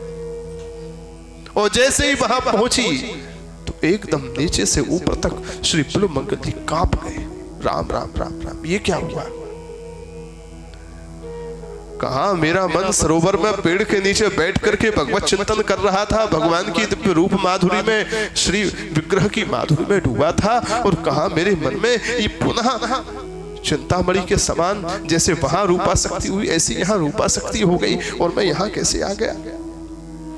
राम राम, मेरे ठाकुर ने मेरे को बचाया, मेरे प्रभु ने मेरे को बचाया, इन भक्तों ने मेरे को बचाया। एक तो मैं भक्त हूं कि मैं इस प्रकार का कुत्सित कर्म करने के लिए चला था, और एक ये भक्त हैं जो इतनी बड़ी इनकी मेरी कुत्सित कामना के होने के बाद भी मेरे इस वेश के प्रति अभाव नहीं, सेवा का भाव लेके खड़े। राम राम राम, मेरे से बड़ा अपराध हो गया। ये आंख बड़ी खराब है, ये दृष्टि बड़ी खराब है, ये पता नहीं कहां फिर से फंसा सकती है। अभी इसने पहले चिंतामणि में फंसाया, उसके बाद यहां फंसाया, अब ये आगे भी फंसा सकती है। इस आंख का कोई भरोसा नहीं है, इसका इलाज करना पड़ेगा। इसलिए तुरंत ही देवी से कहा, देवी तुम सेवा करने के लिए खड़ी हो हाथ जोड़ के? बोले हाँ महाराज, तो एक वस्तु की आवश्यकता है। क्या चाहिए महाराज बताएं? बोले जाओ, तुम्हारे घर में कहीं सुई हो तो मेरे को ला करके दे दो। ब्राह्मणी नहीं समझ पाई, ब्राह्मणी को लगा महाराज साधु हैं, ठाकुर जी के लिए माला बनाना चाह रहे होंगे, इसलिए सुई मांगे। तुरंत भगवान के मंदिर में गई, माला बनाने वाली जो सुई रखी थी उसको लेकर के आ गई और बिल्वमंगल जी के हाथ में पकड़ा दिया। इन्होंने कहा कहीं युग सुई ले आवो, एक सुई नहीं तो सुई लाना। ये 2 सुई लेकर के आई और लेकर के आई और दी और लई हाथ, इन्होंने अपने हाथ में ली और लेने के बाद क्या करी, फोर डारी आंखें अहो बड़ो ये अभागी है, फोर डारी आंखें अहो बड़ी ये अभागी, फोर डारी आंखें अहो बड़ी ये अभागी है, फोर डारी आंखें अहो बड़ी ये अभागी। कही युग सुई ल्याबो ल्याय दई लई हाथ, कही युग सुई ल्याबो ल्याय लई दई हाथ, फोर डारी आंखें अहो बड़ी ये अभागी है, फोर डारी और डारी आंखें। दोनों सुई लेकर के महाराज एक हाथ में एक ली, एक हाथ में एक ली और लेकर के उस ब्राह्मणी के देखते देखते, उस भक्ता के देखते देखते उसके सामने ही अपने आंखों में फोड़ ली महाराज।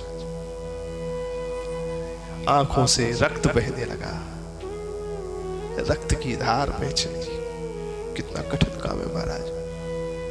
मेरे को लगता है पूरे के पूरे शरीर में सबसे कोमल जो अंग है वो आंख है।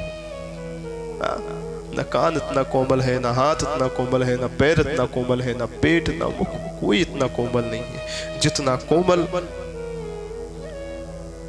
अंग आंख है। उससे कोमल कुछ नहीं। उसमें सुई चुभ, कहीं शरीर में भी सुई चुभ जाए तो कितना कष्ट होता है महाराज। आंख में सुई फोड़ ली। ब्राह्मणी ने रोते रोते हाथ जोड़ करके कहा महाराज आप ये क्या कर रहे हैं? बोले देवी कुछ मत कहो, बड़ी ये अभागी है। मेरी जिंदगी में जो कुछ भी पतन होता है वो आंखों के कारण ही होता है, बड़ी अभागी है। कितना बड़ा पाप करने जा रहा था, भगवान की श्याम सुंदर की कृपा रही, तुम जैसे भक्तों की कृपा रही कि उस पाप से मैं बच गया। अभी तो बच गया, आगे का कोई पता नहीं। बड़ी अभागी है, इसलिए इनको तो यही दंड देने की आवश्यकता है। कोई व्यक्ति पाप करता है तो उसको दंड की आवश्यकता है। ये इन्होंने पाप किया है तुम्हारे प्रति गलत दृष्टि बना करके, इसलिए इनको दंड तो देना ही पड़ेगा। महाराज घबरा गई जैसे ही देखिए, दौड़ी दौड़ी भाग करके अपने पति के पास में गई। प्रियादास जी कहते हैं गई पति पास, श्वास भरत ना बोल आवे। श्वास भर रही है, घबरा रही है, मुंह से बोली नहीं निकल रही। भरते भरते श्वास घबरा करके हकलाते बोलते अपने पति से कहा महाराज जल्दी से चलिए, जल्दी चाहिए। क्या हुआ?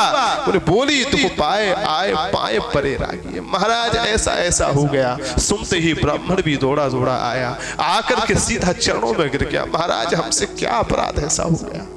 हम तो आपकी सेवा करना चाह रहे थे और हमसे ऐसा कौन सा अपराध हो गया कि आपने हमारे घर में सुई लेकर के अपनी आंखें फोड़ ली? हमसे बहुत बड़ा अपराध हो गया। एक वैष्णव का तिरस्कार हो गया। एक वैष्णव ने घर में मेरे आकर के इस प्रकार से आंख फोड़ी। ये तो बहुत बड़ा हमारा कोई पाप जागा, हमसे बहुत बड़ा पाप हो गया, हमको क्षमा करना, क्षमा करना। वो पैरों में पड़ा हुआ माफी मांग रहा था। बिल्वमंगल जी ने फूटी आंख से ही, घायल अवस्था में ही उठा कर उसको हृदय से लगा करके कहा भैया तू क्यों क्षमा मांगता है? क्षमा तो हम मांगते हैं तेरे से। बोले नहीं महाराज आप भागवत हैं, भगवान के भक्त हैं।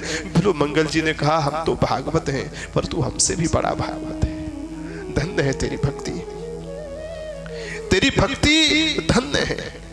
उसने कहा कि यो अपराध हम साधु को दुखायो, हमने एक साधु संत को दुखाया है। तो बिल्वमंगल जी ने कहा तुम बड़े साधु, हम नाम साधु धर्यो है। अरे तुम हमसे भी बड़े साधु हो, हम तो नाम के साधु हैं पर तुम काम के साधु। असली साधु आप हो, हम तो नाम के। इसलिए महाराज अब आप इस अवस्था में कहां जाएंगे? आंख से तो दिख नहीं रहा, घायल अवस्था है, इस अवस्था में कहां जाएंगे? अब आप यहीं रहिए, हम आपकी सेवा करेंगे। आपको बिल्कुल परेशान होने की आवश्यकता नहीं, हम आपकी सेवा करेंगे, आप यहीं रहिए, रहो अजू सेवा करो। बिल्वमंगल जी ने कहा सेवा? अरे करी तुम सेवा ऐसी, अभी भी सेवा की बात कर रहे हो? तुमने तो वो सेवा करी है जो सेवा करने के लिए बड़े बड़े लोग सोचते। ऐसी सेवा का भाव तो भगवान की कृपा से ही आ सकता है। आप अभी भी सेवा की बात कर रहे हैं। तुम्हारी सेवा से प्रसन्न होकर के मेरा मन तो एकदम प्रसन्न है। आज मैंने आप जैसे भक्तों के सेवा भावी भक्तों के दर्शन किए, इससे मुझे भी प्रेरणा मिली। आप तो उच्च कोटि के भक्त हैं ही, जरा मेरे को भी उच्च कोटि का भक्त बनने दीजिए। आप बिल्कुल चिंता मत करिए, जिनके लिए आप थोड़ी है वही रक्षा करेंगे। और कह करके राम राम करके चले सुख पाए, दीर्घभूत से छुटाए दियो। वहां से चले हैं, और कैसे चले हैं? श्री प्रियादासु कहते हैं दीर्घभूत से छुटाए दिए। आंखों को जैसे कोई भूत छुटाए छूट जाता है। किसी को भूत लग गया हो और भूत लगा हो किसी को, और फिर वो छूट जाए, बोतल में बंद हो जाए, तो जिसके शरीर से भूत लगा हुआ जब बाहर निकल जाता है तो उसको कितनी शांति मिलती है महाराज। ऐसे ही श्री प्रियादासु कहते हैं बिल्वमंगल जी को ऐसा लगा कि ये दो भूत मेरी आंख में, मेरे शरीर में आंख रूपी घुसे थे, आज ये दोनों भूत निकल गए तो चले सुख पाए। इतनी शांति मिली कि अब नहीं फंसेंगे, अब नहीं फंसेंगे। बोले महाराज अब आगे का काम कैसे चलेगा? प्रियादास जी ने कहा, श्री बिल्वमंगल जी ने कहा ये भूत तो छूट गए, अब आगे का काम ये ही कि आंखें सो अबे काम पर है, अब हृदय की आंख की आवश्यकता है। भगवान का दर्शन करने के लिए हृदय की आंख की आवश्यकता है, वो मेरे पास है, शरीर की आंख की कोई आवश्यकता नहीं। कह करके चल दिए। और अब ये चल रहे हैं सूरदास बने, अब तो सूर हो गए ना, अब ये सूरदास बने चल रहे हैं, भगवान के दर्शन की अभिलाषा में चल रहे हैं। अब इनको चलने दीजिए। अब आज से भगवान की जिम्मेदारी श्री बिल्वमंगल जी के प्रति और बढ़ गई है। जब भक्त एकदम असहाय अवस्था में हो जाता है तब भगवान सहायता करने के लिए खड़े हो जाते हैं। अब ये और असहाय हो गए हैं तो श्री कृष्ण की जिम्मेदारी, श्री बिल्वमंगल जी की जिम्मेदारी को संभालने की और बढ़ गई है। इसलिए अब भगवान उनकी जिम्मेदारी संभालेंगे। वो बिल्वमंगल जी चल रहे हैं, जहां ले चलोगे वहीं मैं चलूंगा। आज की इस दिव्य पवित्र चरित्र को मैं श्री ठाकुर जी के चरणों में, भक्तजनों के चरणों में विश्राम देता हूँ, समर्पित करता हूँ। शेष चर्चा हम लोग कल की कथा में करेंगे और 2 बार भगवान नाम का उसके पूर्व गायन करें, फिर शेष चर्चा आगे विस्तार से कल करते हैं। बोल भक्त वत्सल भगवान की। दृढ़ न चरणन के रो भरोसो, दृढ़ न चरणन के रो, दृढ़ न चरणन के रो भरोसो।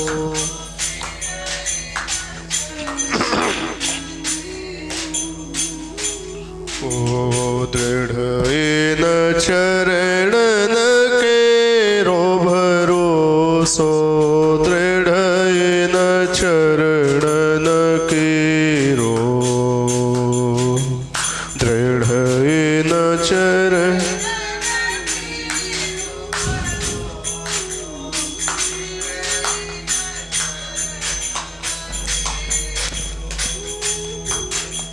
साधन और नाही अकली में, साधन और,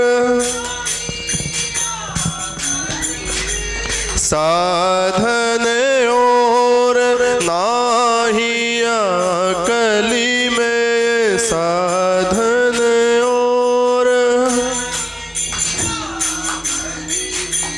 जा सोयन बेरो भरोसो, दृढ़ न चरणन के रो, दृढ़ न चरण।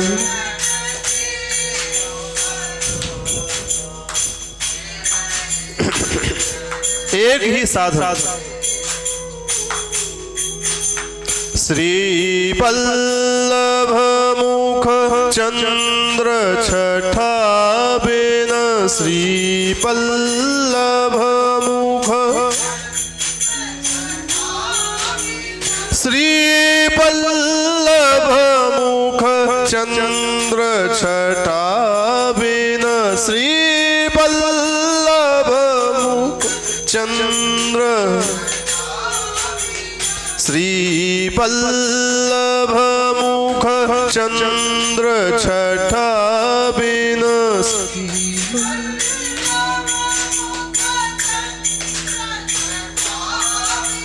सब जग माही अंधेरो भरोसो, दृढ़ इन चरणन केरो,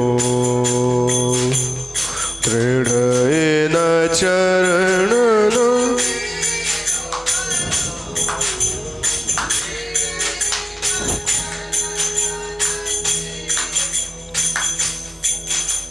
सूर कहा कहे द्विविध आदरो, सूर कहा, सूर कहा कहे द्विविध आदरो,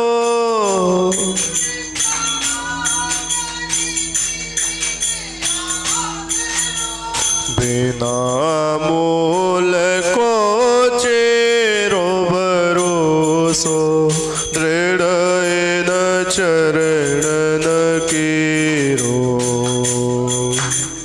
दृढ़ इन चरणन केरो भरो। यही आश्रय है। दृढ़ इन चरणन केरो भरोसो, दृढ़ इन चरणन केरो, दृढ़ इन चरणन केरो भरोसो, दृढ़ इन चरणन के भरोसो, दृढ़ इन चरणन के भरोसो, दृढ़ इन चरणन के। बोल वल्लभाधीश की, श्री श्याम सुंदर यमुने महारानी की, श्री गिरिराज गोवर्धन नाथ की, श्री वृंदावन बिहारी बिहारणी रू सरकार की, श्री चित्रकूट बिहारी बिहारणी रू सरकार की, श्री ओरछा राम राजा सरकार की, श्री अयोध्या रामलला सरकार की, श्री बिल्व मंगल जी महाराज की, श्री भक्तमाल ग्रंथ की जय जय श्री राधे। हरे कृष्ण कृष्ण कृष्ण हरे हरे, हरे राम राम राम हरे हरे, हरे कृष्ण कृष्ण कृष्ण हरे हरे, हरे राम राम राम हरे हरे, हरे कृष्ण कृष्ण कृष्ण हरे हरे, हरे राम राम राम हरे हरे। सर्वे भवन्तु सुखिनः, सर्वे सन्तु निरामयाः, सर्वे भद्राणि पश्यन्तु, मा कश्चित् दुःखभाग् भवेत्। हरिः ओम तत्सत्, हरिः ओम तत्सत्, हरिः ओम तत्सत्। श्री हरये नमः, श्री हरये नमः, श्री हरये नमः। हरिः शरणम्। शेष चर्चा कल करते हैं, तब तक के लिए सभी को जय श्री नारायण।